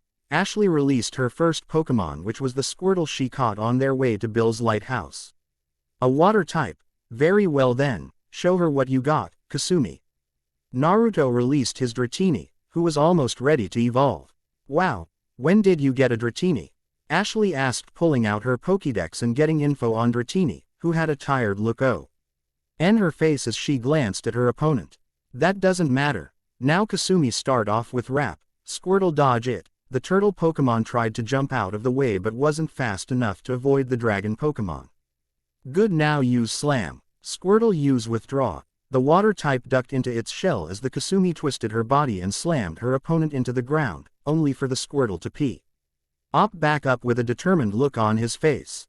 Well, he's a lot tougher than he looks. Squirtle gained a confident look in his eyes. But that's not enough. Kasumi, finish this with Thunderbolt. Cass. Umi's body sparked with electricity before she fired a bolt which hit Squirtle, knocking him out. Squirtle, are you all right? Naruto gained a small grin at the sight of his sister's concern for her Pokemon. Good work, Kasumi. Naruto's grin widened as Kasumi began to glow white, shocking everyone as she grew in length, a small horn growing on her head along with a pair of wings and two small orbs growing on her tail. And congratulations on evolving. She gave him a small smile before he recalled her into her Pokeball. So, ready for the second match? I'm not losing this one. Go Primeape. She released a Primeape which glared at Naruto. Can you even control him? The Primeape started going crazy. I guess that answers my question. Fine, Crystal, take this guy out. He released Crystal, his new Glaceon, who had evolved during his side trip to Seafoam Island. Crystal used Ice Beam, put him on ice. Crystal blinked at the Primeape before blasting him with a beam of ice, trapping him in a block of ice, which gets a crack as he tried to break free. Seeing this, Ashley quickly recalled him to his Pokeball before he could break free. Sigh, all right, I've seen enough, the battle's over. Crystal ran over and sat by Naruto with, what, but why? Naruto sighed. He forgot how much she hated to lose, especially against him. Ever since Delia adopted him, Ashley had always been striving to catch up or surpass him in anything they did, which is what he loved about her. Because, I've seen all I need to see, he said, walking over to her and putting a hand on her head, a small smile on his face. Don't worry, I'll talk to Erika and convince her to have a battle with you so that you can get your badge. You're going to have to do a lot of convincing. Everyone turned towards the door where they saw Erika standing, still wearing the kimono that she wore at the perfume shop. Come on Erika, it's just one battle. Besides, remember what I said when I first found out about your perfume. The gym leader glared at him. You swore you would never bring that up again. Naruto gave her a sheepish chuckle. Fine, if you want to talk then follow me, we'll talk in my room. Naruto nodded and ran over to her, offering her arm, which she took as they walked to her private room, Crystal right behind her. So how do you plan to convince me to battle that girl? Erika asked once they reached her room, Naruto recalling Crystal and locking the door behind him, while she began to untie her kimono. Oh, I can think of one way. He took off his shirt and threw it into a corner before he reappeared behind her, causing her to squeak. Once Naruto had pulled out of her and both of them had gotten cleaned up, they headed back towards the arena, Naruto smirking at the slight limp Erika had. Naruto remembered the first time he slept with each of his girls. On his 10th birthday his mom decided to throw him a huge party, since had also just been classified as a first-class Pokemon Ranger, got his Pokemon medical license and his breeder licenses. His mom had invited all of his mentors, which included the professors from each region, as well as all of the gym leaders, Frontier Brains and Elite Four members, as well as his Pokemon Ranger mentor Solana. That night as the party was ending and the only remaining members of the party were Delia, Naruto, Cynthia, Claire, Erika, Sabrina, Jasmine, Whitney, Flannery, Elisa, Fantina, Gardenia, Caitlin, Karen, Lorelei, Lucy, Annabelle, Dahlia, and Solana. Everyone else having left, Naruto's demonic instincts kicked in, and he began to release an uncontrollable amount of pheromones. The next morning Naruto woke up to find himself deep inside of Annabelle, while all around him the women all lay, the smell of sweat and pleasure around all of them, once they had all woken up. Naruto had explained everything to the ones who didn't know about him being part demon and that his demonic instincts had kicked in, which they all surprisingly accepted. Over the next 3 years, during every holiday, all of the girls and Naruto, including his, at the time, 3 female Pokemon, repeated the night they had, with Naruto putting a technique Kushina had taught him, the Shadow Clone Jutsu, to good work, though he had gotten Claire pregnant during their last get-together, which was sped up because of his demonic aura, so that instead of 9 months it was 6. Naruto was pulled out of his thoughts as they reached the arena and Erika accepted Ashley's challenge, much to his sister's joy. So Naruto, who do you think will win? Brock asked as Naruto sat in the stands next to him and Misty. In all honesty, it could go either way. Everyone in the stands turned to him for an explanation while the battle started, Erika starting off with Tangela and Ashley with her own Bulbasaur. What do you mean by that? Misty asked curiously. She knew Ashley was tough, but she heard that Erika was one asked to join the Elite Four, which meant she had to be tough. Sigh, I've battled both of them. And in truth Erika is the stronger of the two. Whoever Ashley's got a drive that pushes her and her Pokemon to the edge without sending them over. She has a grasp of her limits at her current level. Everyone looked at him, shocked he would say that about someone as hot-headed as Ashley. When it comes to Pokemon battles, both have their own unique styles. Everyone was paying close attention to him as they watched the battle, trying to see the styles he was talking about. Erika uses grass types, and with their powder and vines, they make for good long-range attackers. Erika's style revolves mainly around poisoning or paralyzing her opponent's Pokemon. Ashley on the other hand has a much more wild style about her. She tries to go with type advantage or field advantage in her battles. And if that doesn't work, she tries for raw power. The stands were quiet as Naruto finished his observation of both trainers' battling style. The gym attendants couldn't believe he could explain Erika's entire strategy without missing a beat. Brock and Misty were also stunned. Even though he was Ashley's brother, he hadn't spent very much time with them since Ashley started her journey, and had only battled her once in all that time, but was able to explain her style as if it were his own. After the first match, Naruto grinned when Ashley brought out her Charmander. The little girl was definitely stronger and in better health than it was when Ashley caught her. Well, it looks like Amaterasu might have a friend and another rival, Naruto thought with a smirk as Ashley beat Erika's Weepinbell, shocking a lot of the onlookers. Before the final match could begin, a familiar and unwelcomed voice was heard, causing everyone to look up as Team Rocket arrive on the scene. Oh great, not these losers again. Naruto sighed and grabbed his Kasumi's Pokeball, only to stop as Team Rocket's Meowth set of a bomb it planted in the center of the gym, right under them, which sent them blasting off with a small vial that caused Naruto to chuckle, since it was extract from Bloom. Hurry girls, we got to rescue all the Pokemon fast, the head attendant yelled. As the fire from the explosion was quickly eating away at the plants inside the gym. Damn, those three really know how to piss me off. Let's go Kasumi, use rain dance to put out the fire. Kasumi appeared out high above the gym, using the hole the three idiots made, and looked up at the sky, the orb under her chin lighting up, as a huge storm cloud appeared over the city, before rain began to pour, putting out the fire while Ashley saved Gloom, who was trapped by the fire. Once the fire was out, Naruto examined the damage to the gym. After a quick overview of the destroyed area, Naruto info. RMED Erika and the gym attendants that with the proper construction, that gym would be repaired within 2 months. Thank you for saving the rest of the gym Naruto. Erika smiled as she kissed him, getting a sad look from Brock, who was muttering about Naruto getting all the beautiful girls, before she turned to Ashley. And thank you for saving Gloom. As your reward I present you with this, the rainbow badge. She smiled as she handed the stunned girl her badge. Alright, I got the rainbow badge. Ashley cheered with a wide grin on her face, which ended as everyone turned to Naruto as his cell phone rang. Yo, this is Naruto. What's up? Wait, slow down Jasmine, what? Where is she? Alright, calm down. Go and wait with her. I'm going to switch out on of my team for a flying type and I'll be the as soon as I can. Alright, I'll see you when I get there. Love you too and thanks for calling me. Bye. Naruto let out a long sigh as he hung up the phone. What's wrong Naruto? Misty asked curiously. From that phone call it sounded urgent.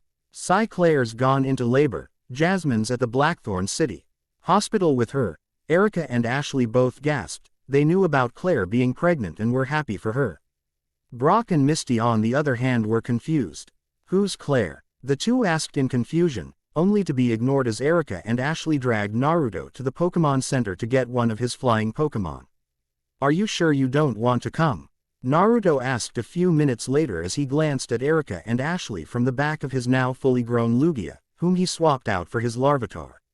No, Lugia will be lighter and faster if it's just you, and besides Claire will need you more than anyone, Erika said with a smile on her face, getting an agreeing nod from his sister. Alright, thanks you too. I'll call you both as soon as I can. They both nodded and stepped away from the giant flying Pokemon. Alright Sora, to Blackthorn City, and step on it. Sora nodded her head and spread her wings, before hopping into the air and taking off at speeds rivaling a Dragonite's. Chapter 7. Man, I hope she's alright. It was nearing midnight and Naruto was pacing up and down the hall outside Claire's room. After leaving Celadon City, Naruto flew to Blackthorn, which was located in the Johto region. Upon arriving he was met by his mom, who had gotten there on his Firo, along with Luca, Kura and Kushina. Once he was caught up to speed, they all ran to the hospital where they met Jasmine, who rushed them inside. Upon reaching Claire's room, Naruto was barred from entering by a nurse who said that only the husband or the oldest member of the family could be present during the birth. Damned stupid bitch, Naruto punched a hole in the wall. Won't even let me watch my kid being born. He sighed before turning and taking the drink Jasmine was handing him. Thanks. Don't worry so much Naruto, I'm sure she's fine. He gave her a small smile. You know, it's probably a good thing you didn't go in there. They both turned to Kura, who was leaning against the wall in her human form. She stood a good 5 feet 9 inches, with long crimson hair and matching eyes. She was wearing a pair of jeans and a red shirt that hugged her chest.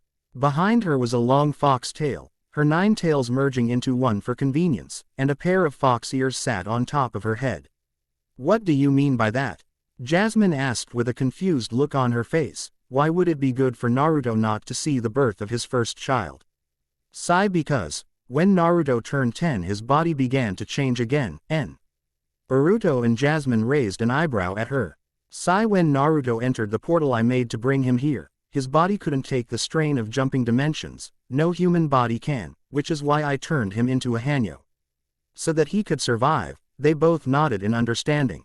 What I didn't count on was since turning him into a full Kitsune demon. Wait, so I'm going to become a full demon like you? Naruto asked, a little surprised. It wasn't that he didn't like the idea of becoming a full demon like Kura. Hell, he was excited. It was just unnerving that this was the first he's heard of it. Yes. When we transferred my mind and aura to this new body, I only received 5 tails worth of my original power, which is slowly coming back. I should be back to full power by the time the Pokemon League arrives. Naruto blinked at that. He thought she had gotten all of her power back. The rest of my power, which is still sealed inside of you, is being absorbed by the seal, which is what the seal was designed to do. Because of this, your aura is unstable for the most part, and is leaking out of you in waves. If I had to guess, I'd say you're about as strong as the Rokubi. Because of the amount of power you're releasing, it would be dangerous for both Claire and the baby if you were in there while she gave birth. Since we are demons, our aura is more poisonous than a human's, and if they were exposed to use while she was giving birth, it could kill both of them. Naruto's eyes widened at that. He didn't want to kill either of them. What about after she gives birth? Would it be safe to see them? Then, Jasmine asked. She was a little worried about the answer. Yes, and this is also the only time he will have to miss the birth of his kids. They looked surprised at that. In a few months, probably by the time you get your 8th badge, the seal will have finished turning you into a demon. You should have 8 tails with the potential to gain a 9th, or more. Naruto blinked at that. He would be a full-fledged demon by the time he got his 8th badge. That would be so cool. Before anything else could be said, the door to Claire's room opened and Delia walked out with a happy smile on her face. A pink bundle in her hands. Congratulations, Naruto. It's a girl. She gently handed the bundle to Naruto while Jasmine, Kura, Luca and Kushina, the last 2 in their human forms, gathered around to see the newest member of their family. Oh, she's so cute. She looks just like Grandma Mito. Kushina smiled down at the girl in Naruto's arms, who was looking around at Yon with a curious expression on her face. Who's Mito? Naruto asked, looking between Kushina and Kura. Mito was the first Jinchuriki for me back in the shinobi world. She was one of the few humans to actually gain my respect. Kura said, getting a nod from Kushina. Mito was the wife of the founder of Konoha, Hashirama Senju. She sealed Kura inside herself during the battle at the Valley of the End. She was considered one of the greatest seal masters to ever come out of the Uzumaki clan. Kushina smiled as she thought about the older Uzumaki and the Jinchuriki before her. That sounds like a good name for her. Luca said with a smile which Naruto mimicked. Luca stood a good 5 feet 8 inches, with shoulder-length blue hair and red eyes. She was wearing a pair of blue jeans and a black shirt with their band's logo on it. Her tail gently swayed behind her and her ears sitting on top of her head. Yeah, Mito Uzumaki Ketchum. Sounds good to me. He smiled, kissing the baby on the head, causing her to giggle before she began blowing spit bubbles at him, a grin on her face. With a smile on his face, Naruto carried his new daughter into the room where her mother was sound asleep, as quietly as he could. He placed Mito inside the crib in the room, kissed Claire's head, then sat in a chair against the wall and smiled as he watched her sleep. Hey Claire, how are you feeling? Naruto asked as few hours later as Claire began to wake up. Better now that you're here, she smiled, glancing over at the crib where Mito was sleeping soundly. So, have you named her yet? Yeah, I decided to name her Mito Uzumaki Ketchum. After the first container of Kura, she smiled. She liked the name, it suited her. So have you collected all 8 badges for the Pokemon League yet? Naruto shook his head, since he had flown straight to Blackthorn. What about ribbons for the Grand Festival? I only have 4 ribbons and 8 badges, he said with a smile. But when Jasmine called, I rushed straight here. She gained a small smile at that as he kissed her on the head. Alright, but once I'm out of here you need to get that last ribbon and those last 2 badges. He gained a worried look. But what about you and Mito? I can't just let you watch her by yourself while I go running all over Kanto and the other regions. She frowned a little. Don't worry, Naruto. Once I get out of here, me and Mito will be going to Kanto with Delia. And I've asked Liza to watch the gym for me. Naruto still had a worried look on his face.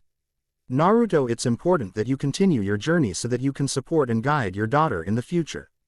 She said sternly, causing him to gulp. He knew better than to argue with Claire. Yes dear. She gave him a smirk and pulled him into a small kiss before falling back to sleep. Naruto let out a satisfied sigh as he walked towards Oak's lab. He had just finished moving Mito and Claire in with his mom so that she could help look after Mito while he finished the Pokemo League and was currently headed to switch out a few of his Pokemon.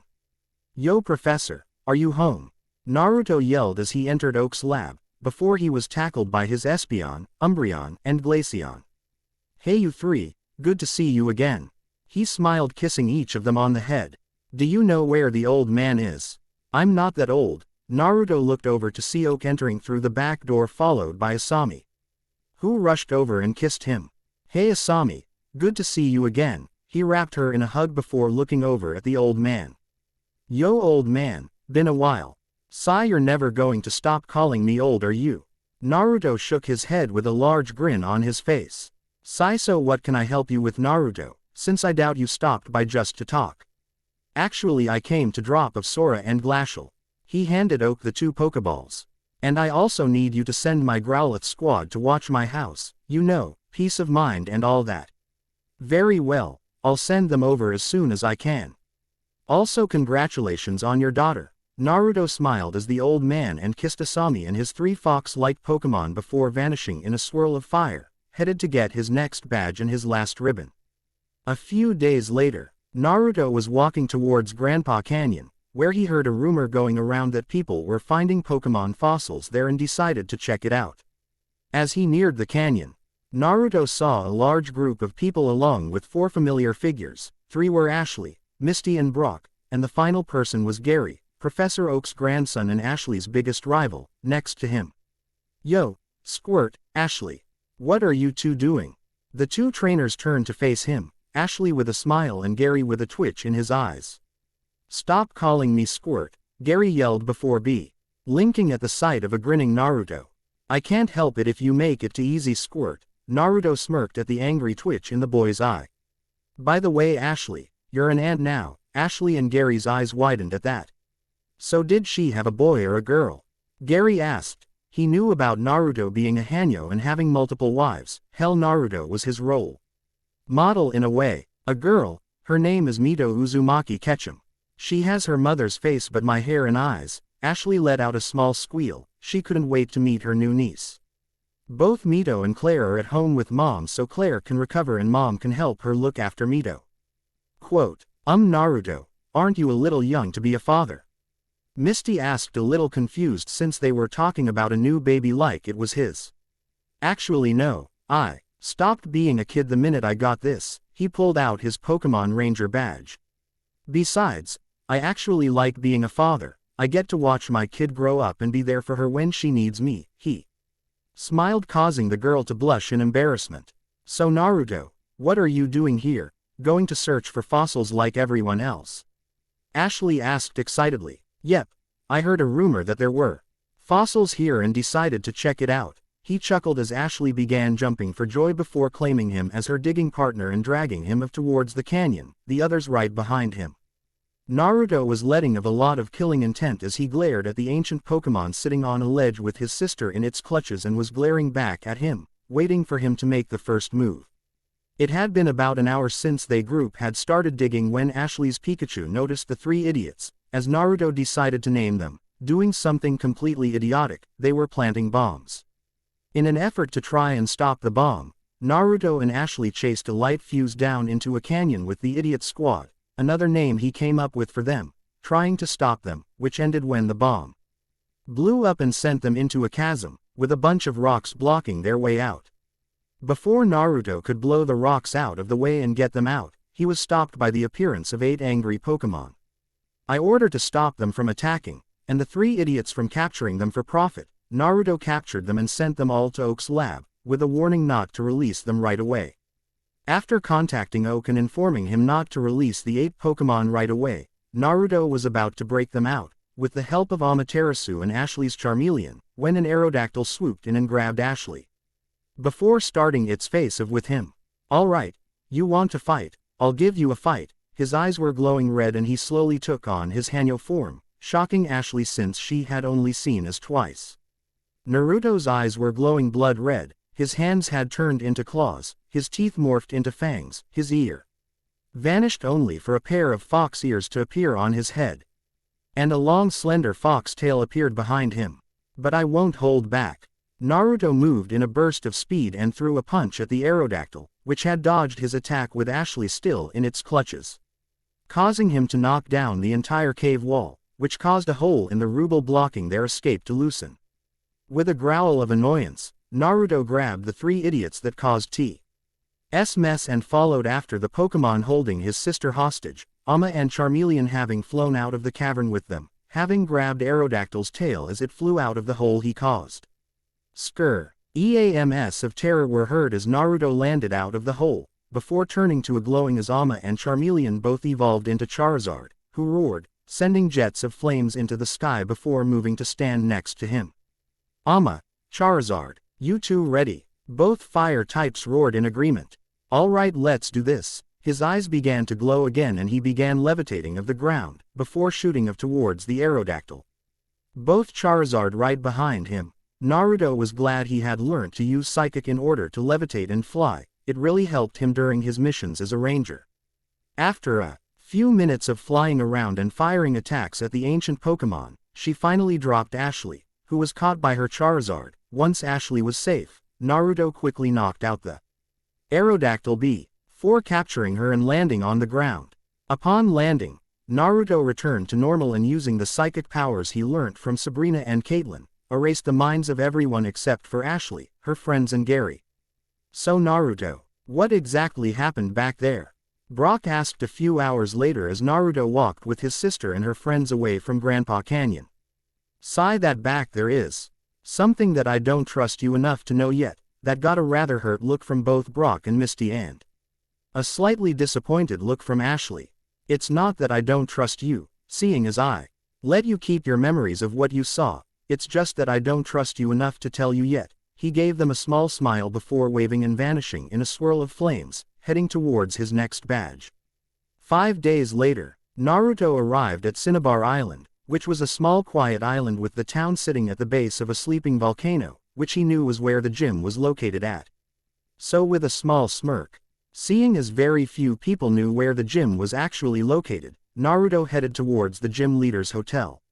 Yo, old man, are you in here? Naruto called as he entered the telephone called the Big Riddle Inn, which was the hidden location of the gym. Who are you calling an old man, you annoying brat? I'll have you know that I am not old, Blaine yelled as he exited the back room with a twitch in his eye. Right, and I'm not a Hanyo with a new baby girl back home, he deadpanned since he knew that the old man knew about him. In fact, the only gym leader that didn't know about his status as a Hanyo was the leader of the Viridian City gym, Giovanni, whom was suspected of being the leader of Team Rocket. Yes, I heard you had a kid of your own now, congratulations, now what do you want? Naruto sighed at the old man's attitude, seeing as it would never change. I'm here for a battle, unless you're scared to lose. Blaine gained a twitch in his eye as he glared at Naruto. Fine, but don't come crying to me when you lose, he snapped before leading Naruto towards the gym. Alright, this will be a 3-on-3 Pokemon battle with no time limits, are you ready, brat? I was born ready, so let's do this. Naruto cheered as he stood across from the old man in the gym arena, which was hanging over a boiling pool of magma. Fine then, let's begin. Go Ninetales, the old gym leader called, releasing his first Pokemon, which gave Naruto a small bow. I figured you'd start off with a fire type. Let's go Kasumi. Naruto released Kasumi, who hovered over the arena with a smirk on her face. A Dragonair, interesting. Let's see who it does. Ninetales start off with Flamethrower. Kasumi, counter it with Water Pulse. The two Pokemon fired of their attacks which continued to cancel each other out as the two moved around the field firing off their attacks. For a few minutes the two continued with their attacks until Kasumi got in a small hit which allowed her to fire and knock out Ninetales, allowing her to win the first round. Well, it seems you actually have some skills, brat, but do you think that will help you against my next Pokemon, Go Raiden? Alright Kasumi, you did good. Let someone else have a turn, he smirked as he recalled the dragon Pokemon.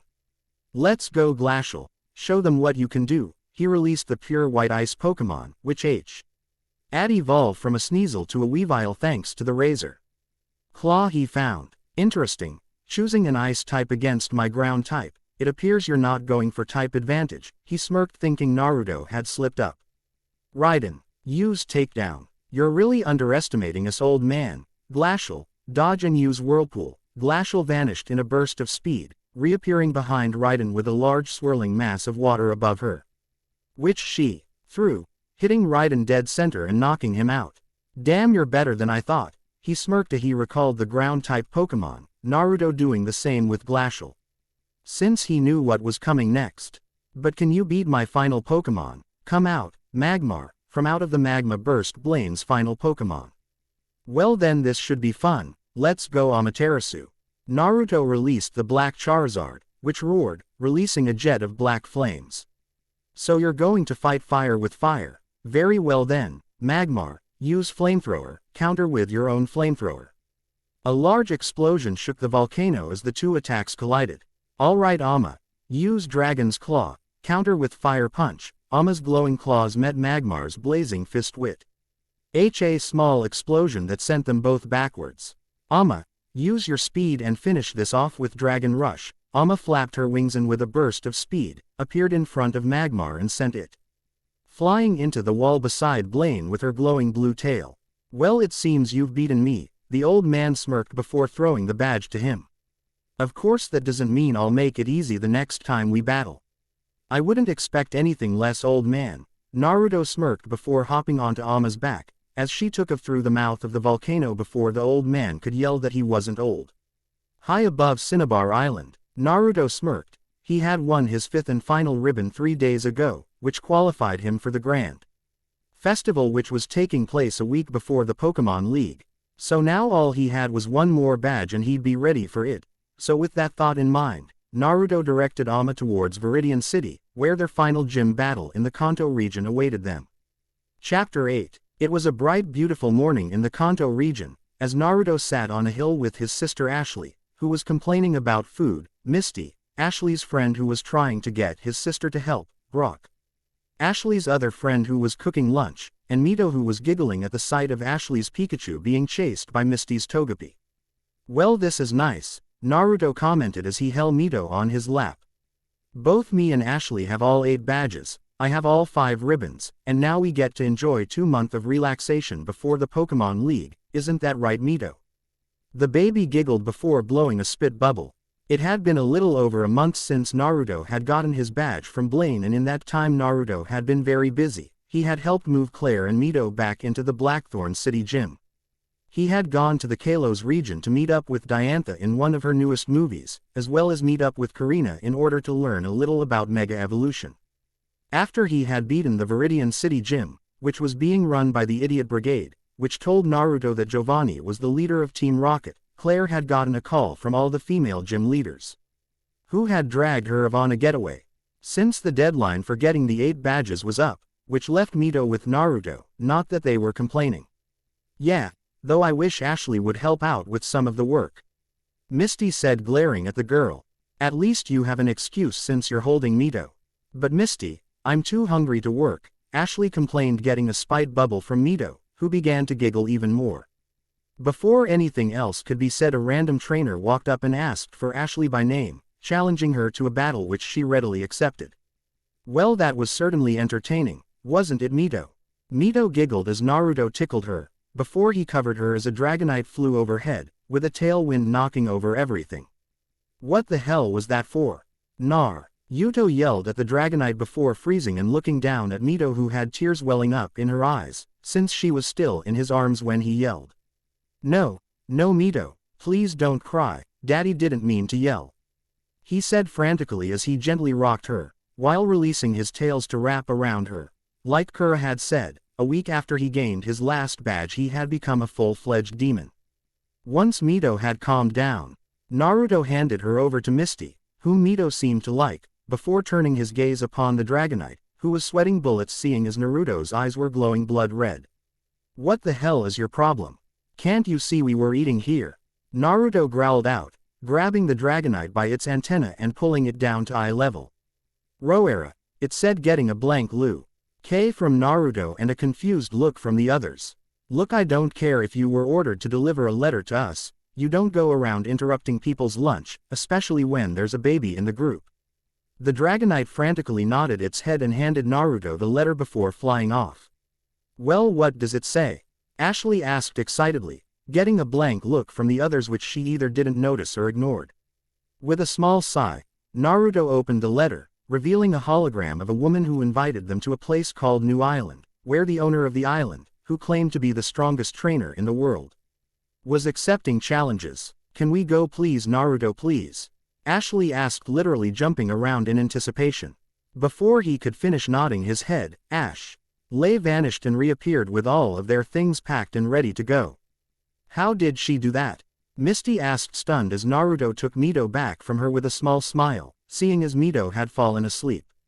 There are only 3 things I know that will get Ashley motivated, enough to move that fast: my mom's cooking, a new Pokemon, or a battle with a strong trainer, he said with a smile as he began walking away with a sleeping Mito. Headed towards the closest port, with Ashley falling into step with her brother. Half an hour later, Naruto was standing in the Pokemon Center letting of a small amount of killer intent, the reason. On their way to the center, a giant storm had appeared out of nowhere. Now Naruto loved the rain. What he didn't like was someone manipulating the weather and causing Mito to cry. Seeing as she was crying in his arms. Don't worry, Mito. Daddy will find the mean person who created the storm and got you wet, and when I do they will know not to mess with a demon. He began releasing a powerful dark aura, which caused everyone around them to back away, while Mito went from crying to giggling. For some reason Mito always giggled when he released a dark aura of death. Kura said it was her demonic nature showing itself. Naruto, don't you think blaming someone for the rain is going a little overboard? Misty asked nervously, since she didn't see how anyone could change the weather like that.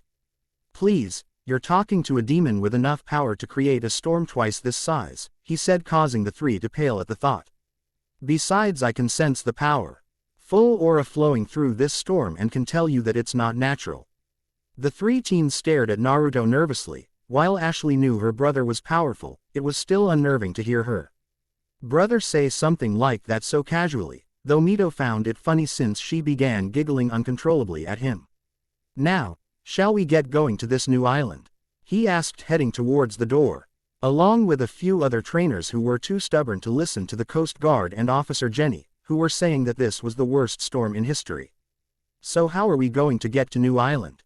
Brock asked as they stood on the port and watched as 3 other trainers released powerful-looking Pokemon which began transporting them through the storm.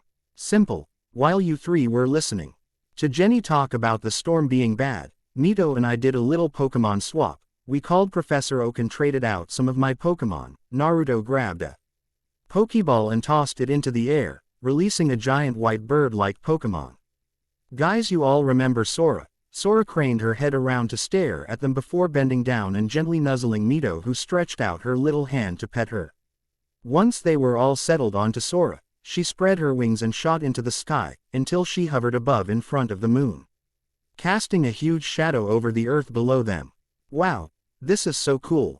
Ashley yelled as Sora calmly soared towards the island in the middle of the storm, where the waters were calm and peaceful.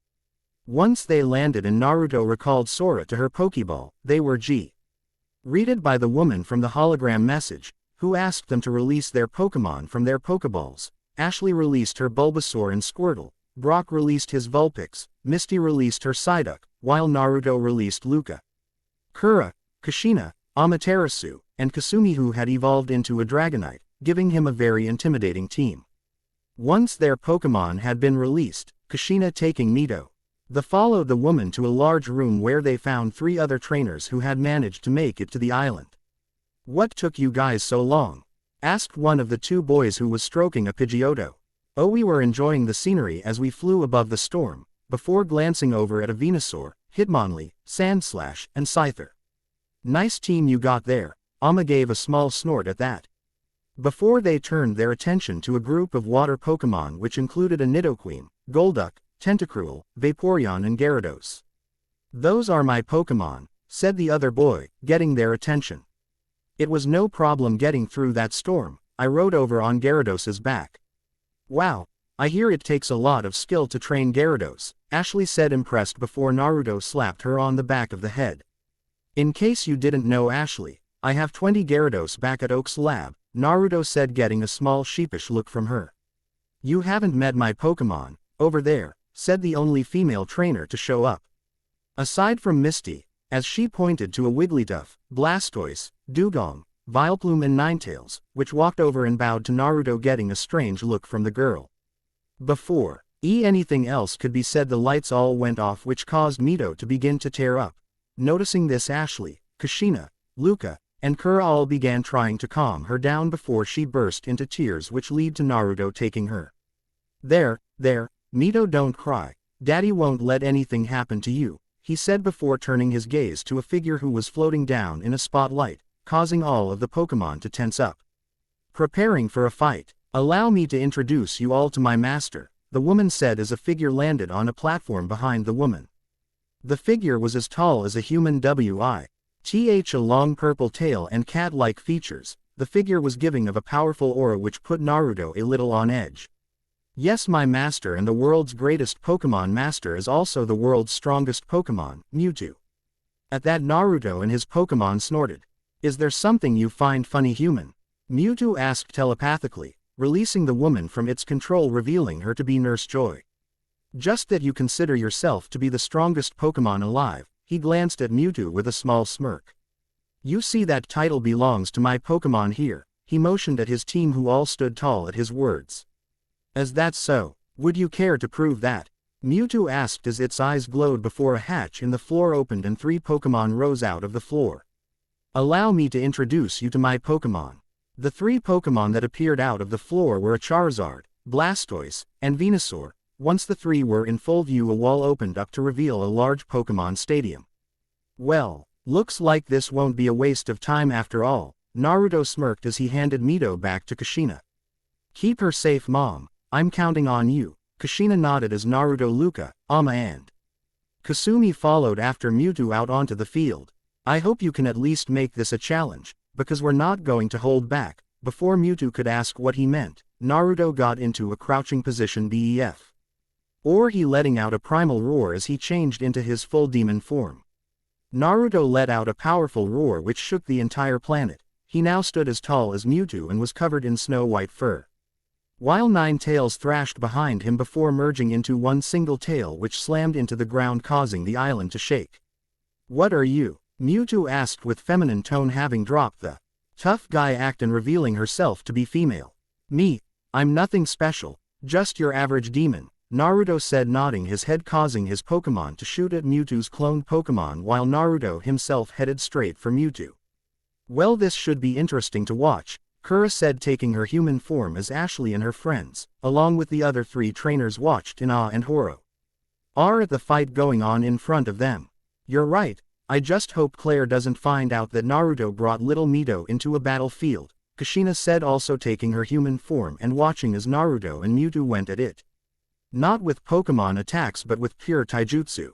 Though you have to admit his skills in taijutsu have really improved, Kura nodded while Mewtwo giggled and laughed at the sight of the fight.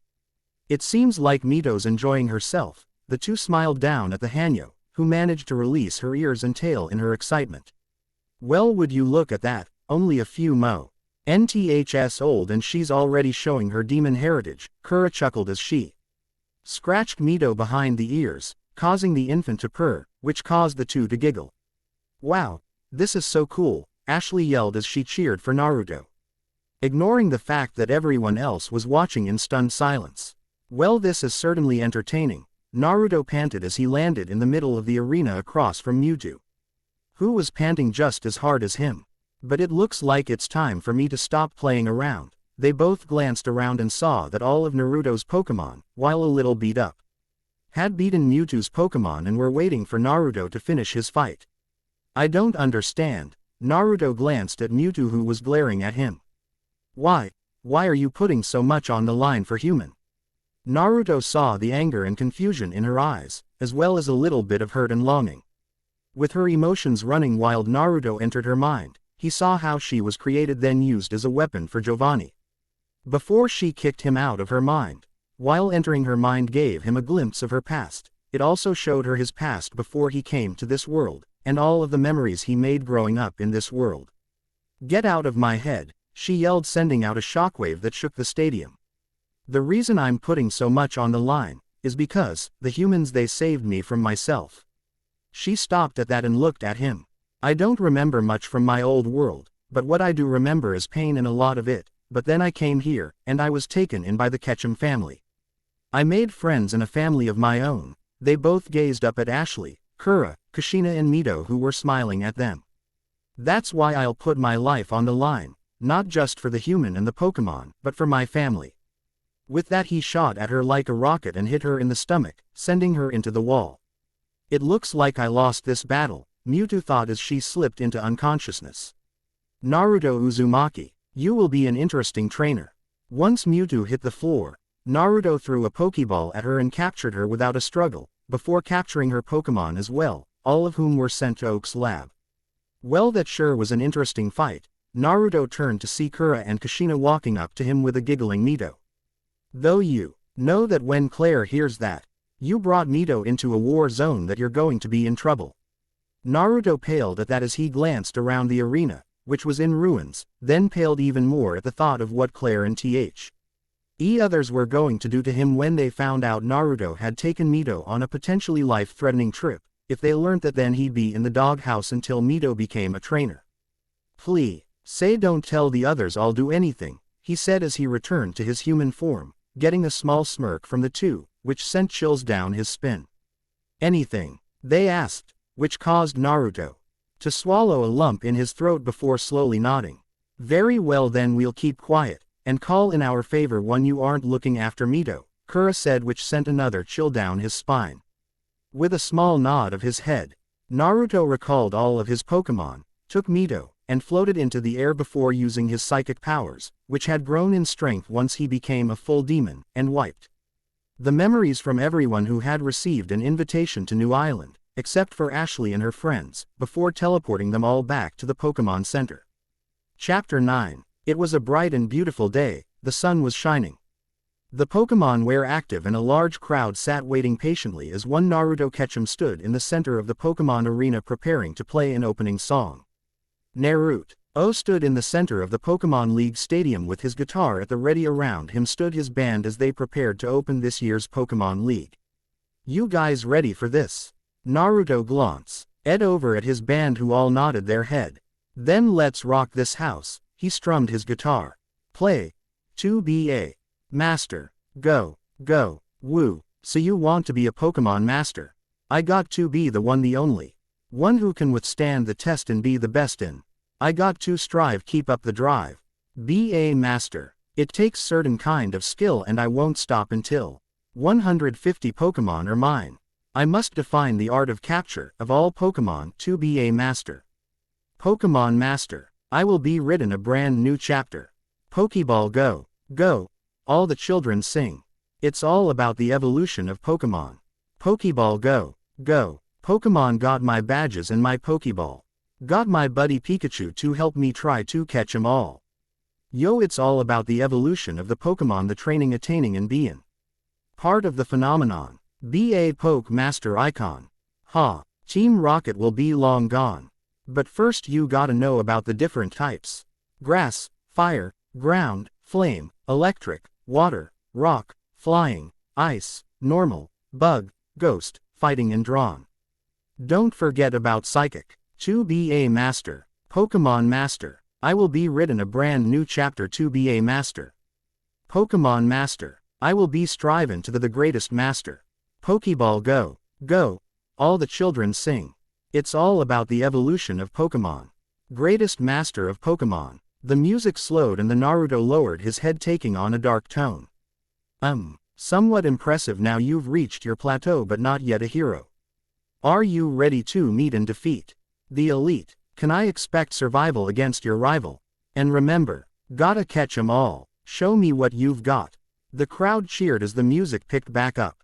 Pokeball go. Go. Pokeball go. To be a master. Pokemon Master. I will be written a brand new chapter to be a master. Pokemon Master. I will be striving to be the greatest master. Pokemon Master. The greatest master. Pokemon Master. The greatest chapter. Sing it. Na na na na na na na na. The greatest master of Pokemon. The crowd cheered as the song came to an end and all of the trainers swelled as they caught the true meaning of Naruto's song, to never give up as a trainer, even if you don't win. Thank you Naruto, the league director said walking onto the stage, getting a no. D from Naruto as he backed up to give the director space. Now, let this year's Pokemon League begin. The crowd cheered as the trainers moved off the field in order to get their first match of the day. So that's how this works. Interesting, Naruto thought as he looked over the board that held the lineups. There were 120 trainers participating in the league. They would each have a 3-on-3 battle against different opponents. In order for them to move on to the next round they had to win 3 battles, but if they lost 3 they were out. Well then, let's see who my first opponent is.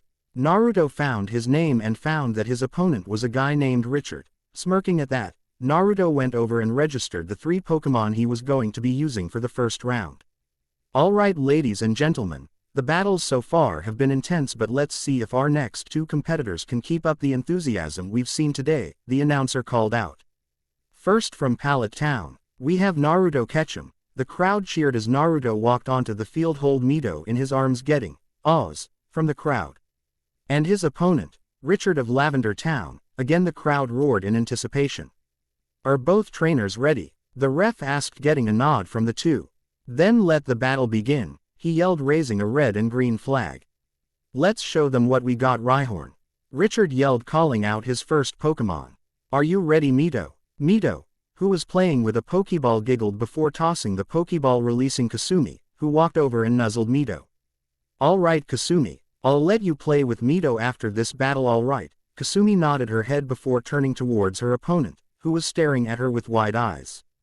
Well, since you seem a little stunned by my first Pokemon, I guess I'll start as of Kasumi. Use Dragon Pulse. Kasumi fired a purplish beam at the Rhyhorn, knocking it out before anything else could happen. The crowd was elent for a moment before they burst into cheers as the ref declared Kasumi the winner of the first match. Amazing! Dragonite knocked out Rhyhorn with one attack. That's the kind of power you expect from a Dragon-type Pokemon. The commentator said as Kasumi moved over and took Mewtwo from Naruto, who chuckled at the Dragon type. She was very protective of Mewtwo. It's not over yet, go Machamp. Richard yelled as he called on his second Pokemon. Well, since Kasumi is busy holding Mewtwo, I guess I'll let my next Pokemon have some fun. Naruto grabbed the Pokeball from his belt. Let's go Sadao. Naruto released Gallade. How looked at his opponent, boredom evident in his eyes as he glanced at Naruto with a look that said, really? Sai, consider it a warm-up. After this match we can go and have a real fight. Sadao nodded at that before turning to face his opponent. Let the second match between Machamp and Gallade begin, the ref said. The second the match started, Sadao was in front of Machamp and began using it as a punching bag, before sending it into a wall behind its trainer, where it lay unconscious. The winner is Gallade, the ref said, stunned as Sadao walked over and sat next to Kasumi and Mewtwo. A bored look on his face. Maybe bringing the strongest Pokemon I have wasn't such a good idea, Naruto must, ignoring the commentator, while his opponent brought out Nidoking. Oh well, nothing I can do about it. Now, he shrugged as he grabbed his third Pokemon. Dance around these fools, Asami. Naruto called out his Gardevoir, who had the same bored look on her face as her twin. Let the final match begin, the ref said before a purple blur created a hole in the wall, as Asami threw the Nidoking with a wave of her arms before walking over to Mewtwo, who began giggling at the psychic type. Yeah, definitely a bad idea to bring you 3, he said, shaking his head at his Pokemon while the ref declared him the winner of the first match while the crowd cheered. Sigh, oh well, nothing I can do about it now, he said, walking off the field with his Pokemon, waiting for the rest of the tournament get underway. Chapter 10. Naruto smiled as the crowd around him burst into cheers. The reason was the third day of the Pokemon League, the second round, and Ashley had just managed to come out on top over Gary Oak. Well, that certainly was an interesting battle, Professor Oak said as Ashley cheered and hugged her Charizard in joy. It was intense, that's for sure, Naruto said, nodding his head when Ashley looked over at him and their mom, who was holding a giggling Mewtwo. She's gotten a lot stronger since she started this journey, but I wonder, is she strong enough to face her next opponent? With a small sigh, Naruto took Mewtwo and stood up, leaving the arena in order to prepare for the next day, seeing as he would be facing Ashley next. It had been 3 days since the beginning of the Pokemon League and Naruto and his team were, for lack of a better word, bored. The league was actually a letdown compared to what they were expecting. Over the past 2 days Naruto and his team had only seen 4 people that would qualify as a challenge to them, the first being Gary. And the second being Ashley. Another trainer that caught their attention was Nisha, the girl they had met on New Island, who was blowing through her battles rather easily. The last person to catch their interest was a boy named Red, who had a lot of powerful Pokemon himself. So who should I use in my battle against Ashley? Naruto wondered as he looked at all of his Red Pokemon that Oak had brought using a portable Poke Lab that Naruto had invented.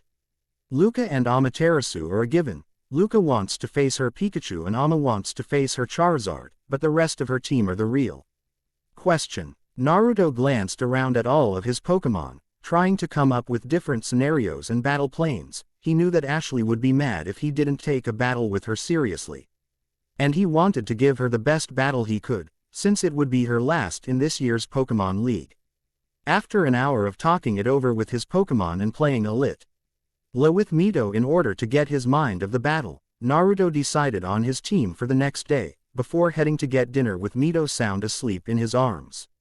So are you nervous about tomorrow? Naruto glanced up from feeding Mewtwo to see Claire standing before him, along with Valerie, the leader of the Viridian City gym in the Kalos region, and Janine, who had taken over as the Fuchsia City gym leader when Koga was asked to join the Elite Four. No, not nervous, more like anxious, he smirked as he handed Mewtwo to Claire as the 3 gym leaders sat down. I want to give Ashley a battle to remember. Since tomorrow's going to be her last battle, but I don't want to let down my own Pokemon either. We may have lost the Grand Festival in the final rounds, but that doesn't mean we're going to lose the Pokemon League. The 3 smiled at that. They all remembered the loss at the Grand Festival. Naruto and Ama were in the final round against a trainer who also had a Charizard, halfway through the battle Naruto decided to Mega Evolve Ama using the Charizardite X stone Ama was holding. The thing he wasn't expecting was his opponent to do the same with a Charizardite Y stone. The final TTLE in the festival was a battle between the 2 Mega Evolved forms of Charizard, with his opponents winning due to a double knockout where Ama fell first. That wasn't your fault Naruto, there was no way you could know that another trainer had the capability of Mega Evolution, Janine said trying to cheer him up. Besides, this isn't a contest battle to show of beauty and power, this is a league battle to show of power and skills. Both of which you have in spades. Janine's right Naruto, you did the best you could in the festival, but you have to remember something, the 3 turned to say. Ikura walking up to them with Kushina and Delia. No matter how strong you and your Pokemon become, there's always someone stronger than you out there, which mean you always have room to grow and become stronger. Thanks, I needed that, he smiled as he stood up. Before kissing all of the girls there and heading off to his room that he shared with Claire, he needed to rest in order to be prepared for tomorrow. The next morning as the sun hung high in the sky, the crowd cheered in anticipation of the battle between the famous Naruto Ketchum and his opponent Ashley Ketchum, his sister. Down on the field Naruto stood staring at Ashley. The noise of the crowd vanishing as they stared at each other in preparation of the battle. I hope you realize that I'm not going to go easy on you, Naruto smirked as the only thing that mattered at that moment in time was his opponent. I'd be insulted if you did, Ashley smirked back as the 2 glanced over at the ref, nodding for him to start the battle. This is a 6-on-6 battle between Naruto Ketchum and Ashley Ketchum, both if Pallet Town, with no time limit. Let the battle begin. The ref raised his flags to begin the match. Bulbasaur, I chose you. Let go Rose. Show them how we bloom, the 2 called out releasing their first Pokemon. Well folks, it looks like this is going to be a battle of the evolutionary chain, as Ashley chose our Bulbasaur while Naruto chose his Venusaur, Rose. Both are strong competitors and have proven themselves time and again in their battles, the announcer said as the crowd cheered. Bulbasaur, use Razor Leaf. Counter with your own Razor Leaf. A storm of leaves covered the field as the 2 grass types went head to head. So who do you think will win? Delia asked as she sat next to Claire and Mewtwo, while some of the other girls listened in as they watched the battle. I'm going to say Naruto and Rose. The others looked over at Gardenia, who was watching the battle of grass types intently. Why? La Bulbasaur has the advantage with speed due to its size. Rose has the power and range factors working for it, not to mention that she still has her Mega Evolution. It sounds like an unfair battle if you ask me. I mean, Naruto has his Mega Evolution, which Sycamore is still trying to study. Everyone turned to see Ivy and Juniper arriving. Yes, I suppose that would make it unfair, but knowing Ashley, she'd be mad if Naruto held back even a little, Oak said as they all focused on the battle. Alright Rose, time to end this. Naruto held up his wrist, which had a bracelet on it, touching the bracelet. Rose began to glow as she Mega evolved before letting out a roar. Now end this with Solar Beam. Use Solar Beam as well. The crowd watched with bated breath as the two grass types fire. Their attacks causing a huge explosion and dust to cover the field. Bulbasaur is unable to battle. The winner of the first match goes to Naruto. The crowd exploded as the dust cleared to reveal that Bulbasaur had been knocked out. Well, looks like the first battle goes to me. Ashley nodded quietly as they both recalled their Pokemon. Maybe, but I'm not through yet. Let's go Pidgeotto. Why not say hi to a friend? Go Gale. Ashley took a hesitant step back as the prehistoric Pokemon roared. Why are you using her? Naruto smirked, seeing the fear in Ashley's eyes, proving that she remembered the day he caught Aerodactyl. Gale, I've been working with her a lot since that day at Grandpa Canyon, and I've gotten her to mellow out a lot, he smirked as Gale took flight. Now Gale, use Steel Wing. Counter it with your own Steel Wing. The crowd roared as the two flying Pokemon clashed against each other, sparks flying every time they met. Well, Pidgeottos go this battle. The group of gym leaders looked over at Winona, the gym leader of Pewter City in the Hoenn region. That is, unless Gale knows something really strong. What do you mean? Claire asked curiously. She had watched as Naruto trained Gale, and knew that she was strong, which made her wonder what Winona meant. While it is true that Gale is powerful and has her size on her side, you have to remember, Pidgeotto's been with Ashley since she started her journey, and has had more training in battle, not to mention he's a lot faster. Everyone glance up at the aerial battle. Gale has a higher attack strength, but because of Pidgeotto's speed, she's taking more damage than she's giving. Winona's words proved true as Gale crashed to the ground, followed by Pidgeotto, both Pokemon picking up dust as they landed. As the dust cleared, everyone watched as the two Pokemon struggled to remain conscious. Damn, I didn't think Pidgeotto would be this strong. Got to finish this and fast. Gale, end this with Hyper Beam. Gale opened her mouth and fired an orange beam at Pidgeotto, knocking him out, before fainting herself. Both Aerodactyl and Pidgeotto are unable to battle, the ref yelled as the crowd cheered. The anticipation of the next battle heavy in the air. Well now, this is starting to get interesting. Didn't think you'd be this strong, Ash. Naruto smirked at seeing the twitch of anger his sister had at her nickname. Yeah, well, I don't plan on losing yet. Let's go Tauros. The bull Pokemon snorted in anticipation of the battle. I figured you'd use a Tauros, but he's no match against my Pokemon. Let's go Tora. Everyone stared in awe at the buffalo Pokemon as she snorted, ready to begin. That's not going to scare us. Tauros, start off with Horn Attack. Tora, you use Horn Attack as well. The two normal-type Pokemon snorted as they charged at each other, sending out shock waves every time they clashed. Well, now this is interesting. The gym leaders turned to face Oak as he watched the battle. Naruto is matching Ashley Pokemon for Pokemon, but why? That's an easy question to answer. Everyone turned to Delia, who was smiling as she watched the two enjoy a Pokemon battle on equal terms. Even though he hasn't trained with her a lot, he knows her just as well as she knows herself, both as a person and a trainer. They both know that Naruto is stronger and more skilled as a trainer, which is why he's matching her. He's bringing himself down to her level while still staying out of her reach and matching her, giving her something to strive for. Everyone cheered as another shock wave shook the stadium as the two normal-type Pokemon clashed. Naruto's just like that. He's trying to teach her while also having fun. Delia smiled as she remembered the two of them as kids. Alright Tora, time to finish this off. Giga Impact. Tauros, use Takedown to finish this. The two Pokemon charged at each other, before a cloud of dust was thrown up upon impact. Tauros is unable to battle. The winner of the third match is Naruto. The ref called once the smoke cleared, showing that Tora was still standing, though a little wobbly. We will now have a 10-minute break for a field change. Sigh man, I didn't think she had grown this strong since our battle in Celadon, Naruto thought as he sat on a bench on his side of the field while watching Ashley talk to both Brock and Misty. Though that's all going to change when it comes to our last two Pokemon, Luca vs. Pikachu and Amma vs. Charizard, two very interesting battles. Chapter 11. So, how are you feeling? Naruto turned to see Claire walking out of the tunnel leading to the locker rooms on his side of the field, Mewtwo giggling in her mother's arms. 5 of the 10-minute break had already passed and the crowd W. as anxious for the intense battle between siblings to commence. I'm fine, just never expected Ashley to be this strong, Naruto smiled, taking Mewtwo as Claire sat next to him. I mean, she was able to take down Gale and almost took out Tora. If her last 3 Pokemon are who I think they are, then this should be fun.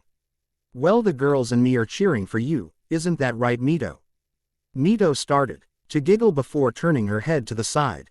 Curious as to what caught their daughter's attention, the two turned to see Pikachu smiling at them with Ashley standing next to her. Yo Ash, what's up? Naruto smirked at the twitch his sister gained at the use of her nickname. Naruto, tell me the truth, are you taking this battle seriously? All noise ceased as Naruto narrowed his eyes at his sister, who had the first truly serious look on her face that Naruto had seen in a long time. Why would you ask something you already know the answer to? Ashley tensed a little, hearing the anger in her brother's voice, before shaking it off. Because, so far in our battles you've been matching me move for move, using Pokemon that are similar to mine, but none of your main team, the ones I saw you use against Mewtwo or Cynthia. Ashley said as tears began to form in her eyes, causing Naruto to let out a small sigh as what she meant hit him. Sigh, look Ashley, I'll only say this once, the Pokemon I've used so far are here because they chose to battle you, to see if everything the gym leaders have been saying about you is true. Ashley had a confused look on her face at that. Sigh, as you know, I am on good terms with most if not all the gym leaders in every region, and they like to brag to each other when they win a battle or warn the others if there's a trainer they think is strong. Because of my connection with the gym leaders I have heard all about the challengers they thought of as strong, and out of everyone, you were the most talked about, not because you're my sister, but Becca. You trust your Pokemon and were able to overcome every obstacle that they threw at you. They talked about how you and your Pokemon had strong bonds, each one was different, but they all lead to one thing. You and your Pokemon becoming stronger. While I was choosing my team for today, I told them everything I had heard about you from all of the Kanto gym leader. When they heard these things they chose to battle you and your team. And Asami and the rest let them. They wanted to test you to see if everything they had heard about you was true, and so far it's proven true. Ashley took a small step back at seeing her brother angry. Normally when people made her brother angry they didn't last long. So don't say that we're going easy on you because all of my Pokemon are giving it their all, It means that you and your Pokemon have gotten stronger, seeing as you were able to take down Gale and Tor's on her last leg. Naruto turned away from his sister who was staring at him in shock. But that doesn't mean that the rest of these battles will be easy. My last 3 Pokemon are stronger than the first 3. Don't worry, we won't make this battle easy for you to win. Naruto smirked as Ashley wiped the tears away. Before you go, catch. Ashley caught the box that Naruto tossed her with a confused look on her face, which only increased when she opened it to reveal a pink stone and a bracelet similar to Naruto's own. I'm going to let you borrow that to use with Charizard.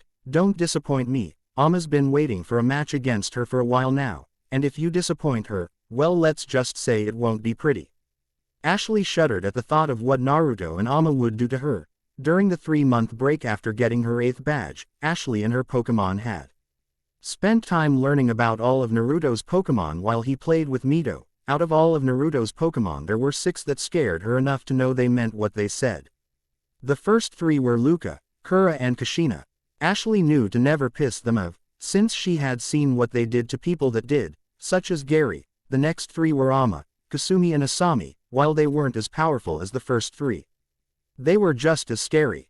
Right, you don't have to worry, me and Charizard will give it our all. She smiled before running back to her side of the arena as the ref stepped forward, indicating that the 10 minutes were up. So, are you going to stay down here or head back up to the stands? Naruto asked Claire as stood up, and walked to the competitor's box. I think we'll stay down here. Mito's been enjoying watching her daddy and his Pokemon battle, and if we stay down here we'll have a better view, she said, bouncing Mito on her lap as the infant laughed. With a smirk on his face, Naruto entered the box and stared at Ashley, who had a determined look in her eyes, causing his smirk to widen.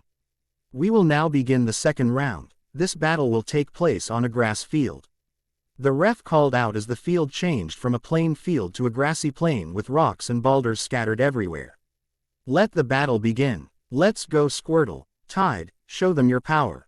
As the tiny turtle Pokemon appeared in front of Ashley, both gasped as a Blastoise appeared in front of Naruto, glaring down at the smaller turtle with an interested look. When did you get her? Ashley asked in shock at the sight of another fully evolved version of her Pokemon. I took a trip to the Orange Islands and found Tide here lying unconscious on the beach, her Pokeball next to her indicating she was abandoned. So I nursed her back to health, captured her and trained her. Within a month she evolved from a Squirtle to a Blastoise. Tide gave a small smirk at the smaller Pokemon. Now start us with Water Gun. Block it with Water Gun. The two water types attacked, causing the crowd to cheer as the second round began. So who do you think will win this one?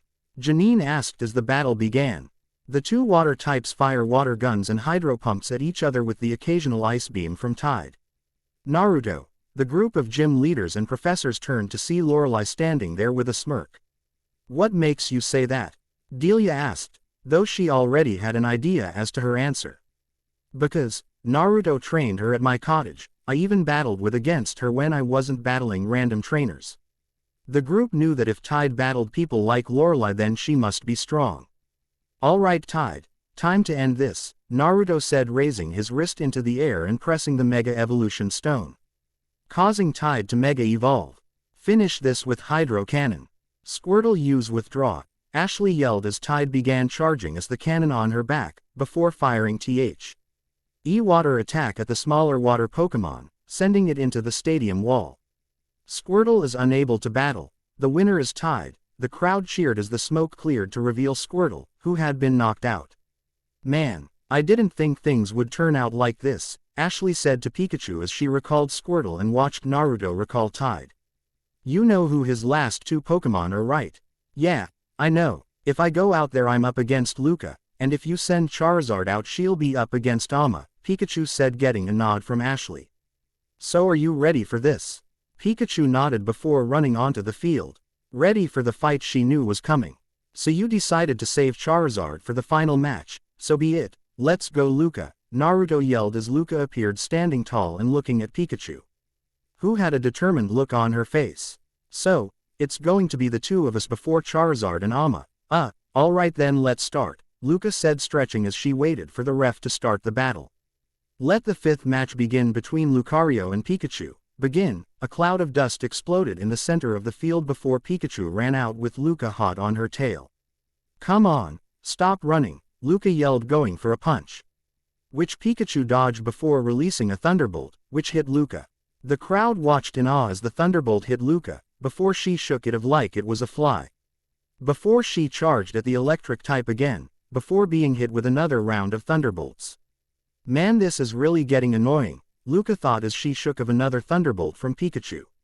Alright, that's it, she yelled before being surrounded by a white glow, vanishing in a burst of speed, only to reappear behind Pikachu and send her flying with a thunder punch. So you're not going to give Luca any commands? Claire asked from her seat while Naruto stood watching the battle unfold. No, Luca wanted to battle on her own, so I agreed to let her fight with no commands, he said as Luca began firing aura spheres at the smaller Pokemon. Ashley understands this, which is why she's not giving Pikachu any orders either. Claire's eyes widened as she realized he was right. Ashley hadn't given Pikachu any orders yet. Ashley, aren't you going to give Pikachu an order? Misty asked from her seat behind Ashley, as they watched Pikachu dodge a low kick before she was sent flying by an uppercut. No, she glanced back at her two friends before turning back to the battle. This round is different than the others. It's a match between our starting Pokemon. If I give even one command it's basically giving Luca the match. Misty fell silent at the seriousness in Ashley's tone. She had never seen her this serious about anything before. "Will you stay still already?" Luca yelled as Pikachu dodged another of her attacks.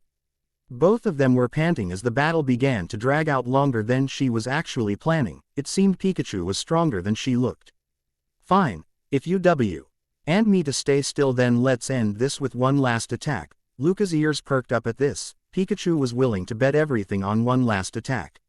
"Sounds good to me." Luca smirked as she began to charge up a hyper beam while sparks flew around Pikachu as she prepared for a thunder attack.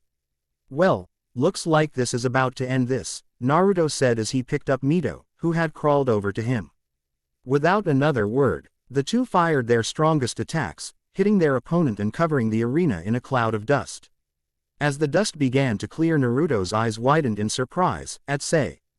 Pikachu slowly rising on shaky legs while Luca stood frozen, paralyzed by the thunder attack, otherwise mostly unharmed.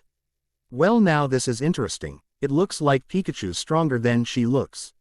Naruto watched as the electric type struggled to stand while the paralysis holding Luca began to fade. But it doesn't matter. The moment that her paralysis wears off, this battle is as good as done. A second later, Luca shook her head to clear it of the remaining paralysis just as Pikachu fainted from exhaustion. "Well, that was an interesting battle, wouldn't you say, Luca?" Naruto asked as his first Pokemon walked over to him with a pleased look on her face as she took Mewtwo, who was reaching for her, from Naruto with a smile. "Yes, it seems her Pikachu is stronger than we thought." She smiled down at Mewtwo, who smiled back. "I know you plan to use that during the last match. Just be careful, alright?" Naruto nodded as Luca sat next to Claire while Ashley stepped back into the competitor's box after having Misty look after Pikachu. "You ready for this?" Naruto asked, pulling out his final Pokeball. "Yeah, I'm ready and I'm not holding back." Ashley pulled out her final Pokeball, which held her last chance to impress her brother with how strong her and her Pokemon had become.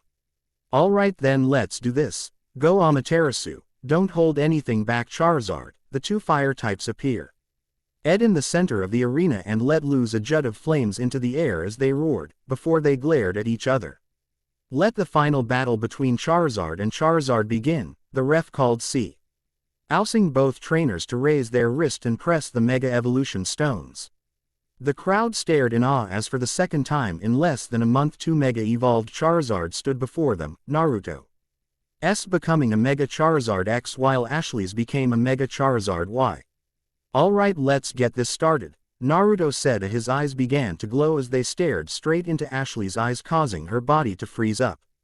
While both Ama and Charizard tensed, their eyes closing, before their bodies relaxed. "What's going on?" Ashley asked, a little panicked as her vision returned to her, only to find herself standing in front of Ama. "Nice, isn't it?" Ashley's eyes widened as she heard Naruto's voice coming from Ama. "I call this synchronizing. It's something that can only be done when there are Mega Evolved Pokemon of the same type on the field. Synchronizing." Ashley looked at her hands, only to see claws. Turning her head, her eyes widened as she saw herself still standing in the competitor's box, her eyes glowing. Before she turned back to Naruto, "Ama. Synchronizing is, as I said, something that can only happen when two Mega Evolved Pokemon of the same type are on the field. What it does is it connects the Pokemon and their trainers on a deeper level than the regular Mega Evolution. When synchronization happens, the trainer and their Pokemon become one, two souls sharing the same body for a period of time. During that time the trainer and their Pokemon fight as one." Ashley's eyes widened as Charizard's body tensed. She could tell Charizard was ready for this. "Now, let's begin." Ama spread her wings as she lunged as Charizard, who jumped back and took to the skies with Ama following right behind her. "Running won't save you in this battle. Now Ama, let use Flamethrower." Charizard barely dodged the jet of dark blue flames as both Pokemon stopped high above the arena and glared at each other. "I think I get it now. Even though we share the same body for now, I still need to give Charizard commands as if I were on the ground. The only thing that this really does is allow me to feel and experience what Charizard does." "Alright then, Charizard, use Flamethrower. Counter with your own Flamethrower, Ama." The two fire types released a jet of flames at each other, creating an explosion. "Nice try, Ashley, but this isn't like the other battles you've fought. Before, Naruto Ama said as they appeared out of the smoke caused by the explosion and sent a punch at Ashley Charizard, who dodged and swung at them with their tail, only for it to be caught by Naruto, who began spinning them before throwing them back towards the stadium. Wow, this is intense, Claire said as she watched the two fight in the air along with the rest of the spectators. So is T.S. the synchronizing that Naruto told me about. Yes, currently both Naruto and Ashley are battling each other in Ama and Charizard. The simplest thing to compare it to would be those shows with the giant robots. Naruto and Ashley are synced with both Ama and Charizard. They give the commands from inside their mind but feel every attack they take. Claire's eyes widened at Luca's explanation. From what she gathered of Naruto's explanation of it and what Luca had just told her, this battle was a lot more dangerous than the previous battles they had. Damn, this is tougher than I thought. I knew Charizard was her strongest Pokemon. But I didn't think this battle would be that intense. It's because they both want your approval and praise. You can see it in their eyes. Naruto glanced at Ashley, Charizard, who were hovering across from them and panting in exhaustion. Ashley wants your approval not just as your sister but also as one of your mates. You've been with all of your human mates except for her and she feels that you don't see her potential yet. The same can be said for Charizard, though the road of her desire come from something else. I see your point, and I guess I have been neglecting Ashley since we started our journeys, but that doesn't change the fact that we're going to win this battle. With a loud roar the two resumed their battle, picking up speed as they continued to clash. The crowd roared in excitement as both Pokemon battled it out, trading blows and jets of fire, before everyone gasped and Ama appeared behind Charizard and began spinning, preparing for a seismic toss.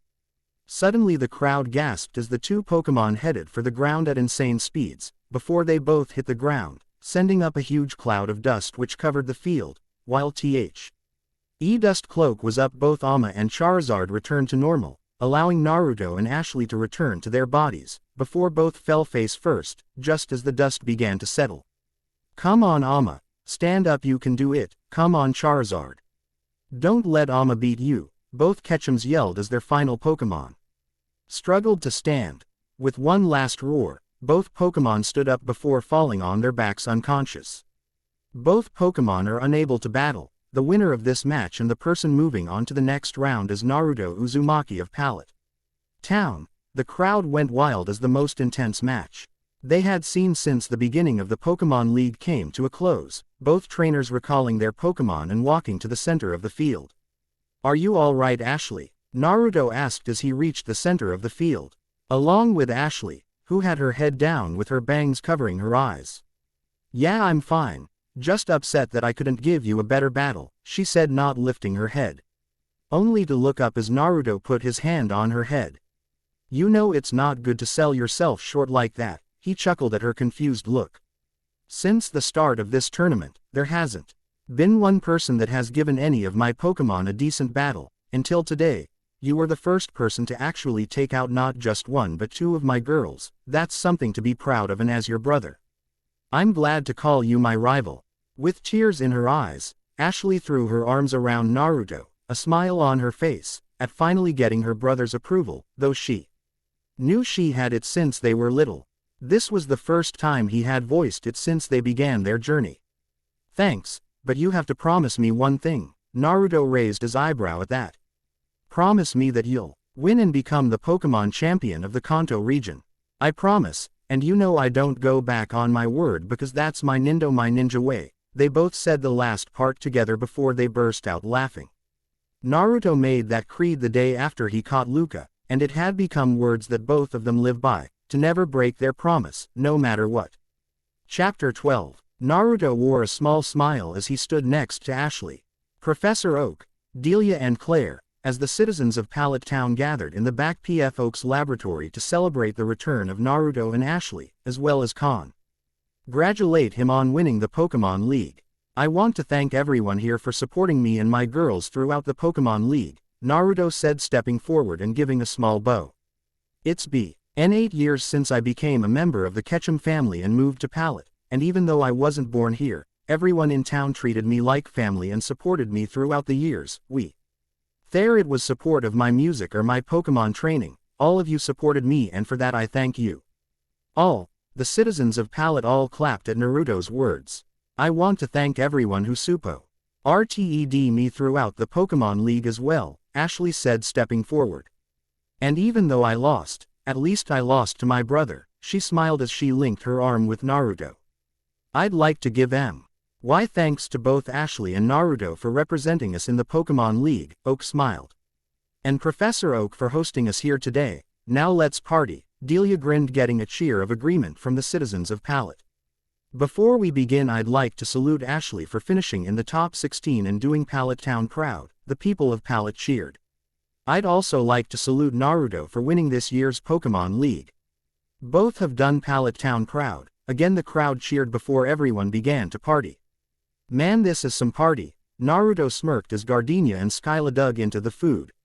Both being the only two gym leaders, aside from Claire, that had been able to make it to the party. I know, I can't remember the last time I had food this good, Skyla said, seeing as she had spent the last few months flying cargo plans, before the Pokemon League that is. Well, Pallet Town does know how to throw a party, Claire smiled as Mito drained her 5th bottle. True though, what's a party without some music? Naruto smiled as he grabbed his guitar and motioned for his Pokemon to get ready. Yo, who wants to hear some music? The people of Pallet Town cheered as Naruto and his band prepared to play. I own none of the songs. Let's do it. I wanna be the very best like no one ever was. To catch them is my real test, to train them is my cause. My whole life has led to this, it's time to test my skills. I know I just can't miss Goanna, show the world, born to be a winner, born to be a champion, born to be a winner, born to be the very best Pokemon Johto. Born to be a winner Pokemon. Every challenge along the way with courage I will face. I will battle every day.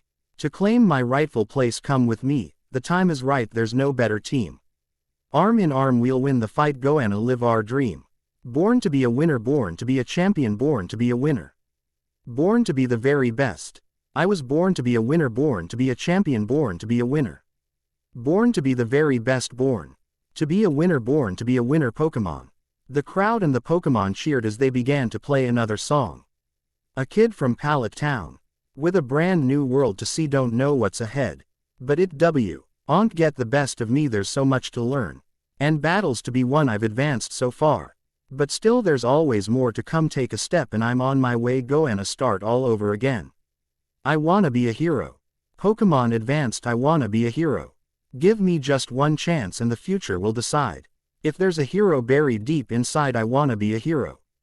Pokemon. Naruto smiled as at the crowd and was about to start another song when something caught his eye. What the hell is that? He asked, drawing everyone's attention to a hot air balloon in the shape of a Meowth's head was floating towards them. Not them again, Ashley said, getting a raised eyebrow from Naruto. You know those people? Naruto glanced at his sister as the two people and talking Meowth began introducing themselves. Yeah, it's Team Rocket, Ashley said before blinking in confusion and looking at her brother. Are you telling me you don't remember them? Should I? Everyone, even Team Rocket, gave him a deadpan look. There. The ones tried to take Pikachu back in Viridian City, Naruto stared blankly at his sister. The ones who tried to steal the Moltres Flames at the Pokemon League, again Naruto gave her a blank look. The ones who destroyed Erika's gym. Naruto's eyes narrowed at that. Oh yeah, them. A powerful dark aura began leaking out of Naruto as he turned his eyes, which were glowing blood red, onto the Team Rocket balloon, causing the three to freeze.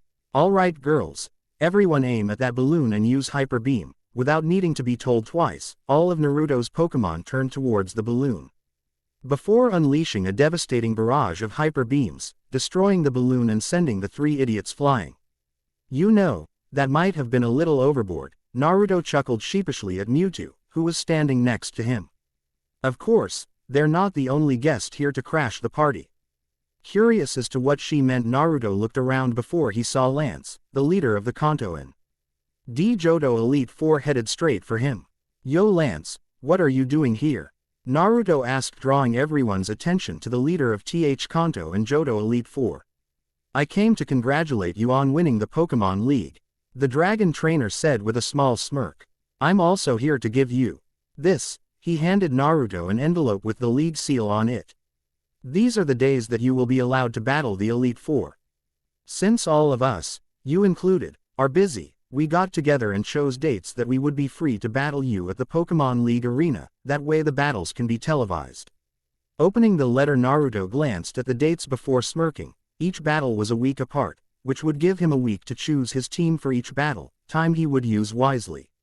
Since he knew the Elite Four were no pushovers. Thanks Lance, I'll be ready, and you better be ready to hand over that title once I reach you. The Dragon Master smirked at Naruto's confidence, which he knew wasn't misplaced. I look forward to our battle, just try not to lose. Lance smirked as he turned to leave, nodding his head towards Claire, who was holding Mewtwo, who was teething on a Pokeball. So, do you know who you're going to pick for your fight against Lorelei? Claire asked as she placed a sleeping Mewtwo in her crib. No, I'm going to talk to all of my Pokemon in the morning and ask them what they want to do.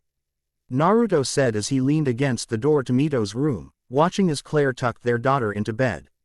Well, maybe some sleep will help you, Claire said with a seductive smirk as she walked over and kissed him. Are you offering? Naruto asked, wrapping his arms around the dragon trainer and pulling her close to him. I might be, seeing as I'm the only one here. She smirked, breaking away from him and heading towards their room, a small sway in her hips that Naruto followed very closely. She was right, of course. After the party, Ashley had passed out from having too much fun and Delia had passed out along with Kura and Kushina from drinking too much, while Skyla and Gardenia had left early in order to get back to their gyms, leaving Claire, who was still on leave from her gym. I don't think I'll be getting any sleep tonight, Naruto chuckled as he turned off the lights to Mewtwo's room and gently closed the door before following after the Dragon Mistress. Yeah, I'm not getting any sleep tonight, Naruto smirked as he entered his room to find Claire lying on the bed in only a pair of black lacy panties. No you're not, she said as he closed the door and stripped down to his boxers before moving over and kissing her. So you're really going to send Ashley to get the GS ball? Naruto asked as stood next to Professor Oak the next morning, Mewtwo eating a bottle in his arms.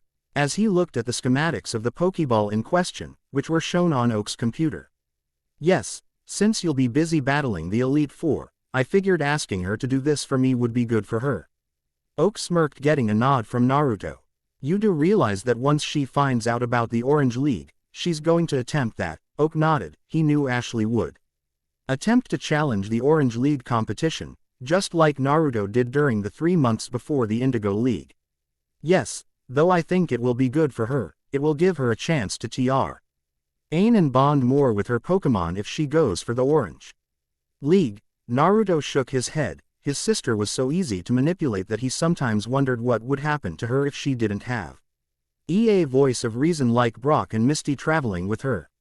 Well then, I'll leave you to tell her. Me and Mewtwo need to go choose our team for out battle with Lorelei. Naruto turned and began walking towards the yard where all the Pokemon were kept. You're going to take Mewtwo with you to your battles against the Elite Four? Oak asked, surprised. He knew that the Elite Four were no pushovers, so he couldn't figure out why Naruto would take her onto a battlefield like that. Yeah, Claire said it was alright. Besides, it makes her happy when she's watching the battle up close. Isn't that right, Mewtwo? Mewtwo gave her dad a wide grin, despite the bottle still in her mouth. Besides, it's not like Lorelei doesn't like to see little Mewtwo as well. Well then, I won't stop you, and good luck in your first battle. Naruto nodded his thanks before leaving the room. He had a battle to plan for. The end. I hope you enjoyed this episode. Remember to subscribe and like this video. See you in the next video.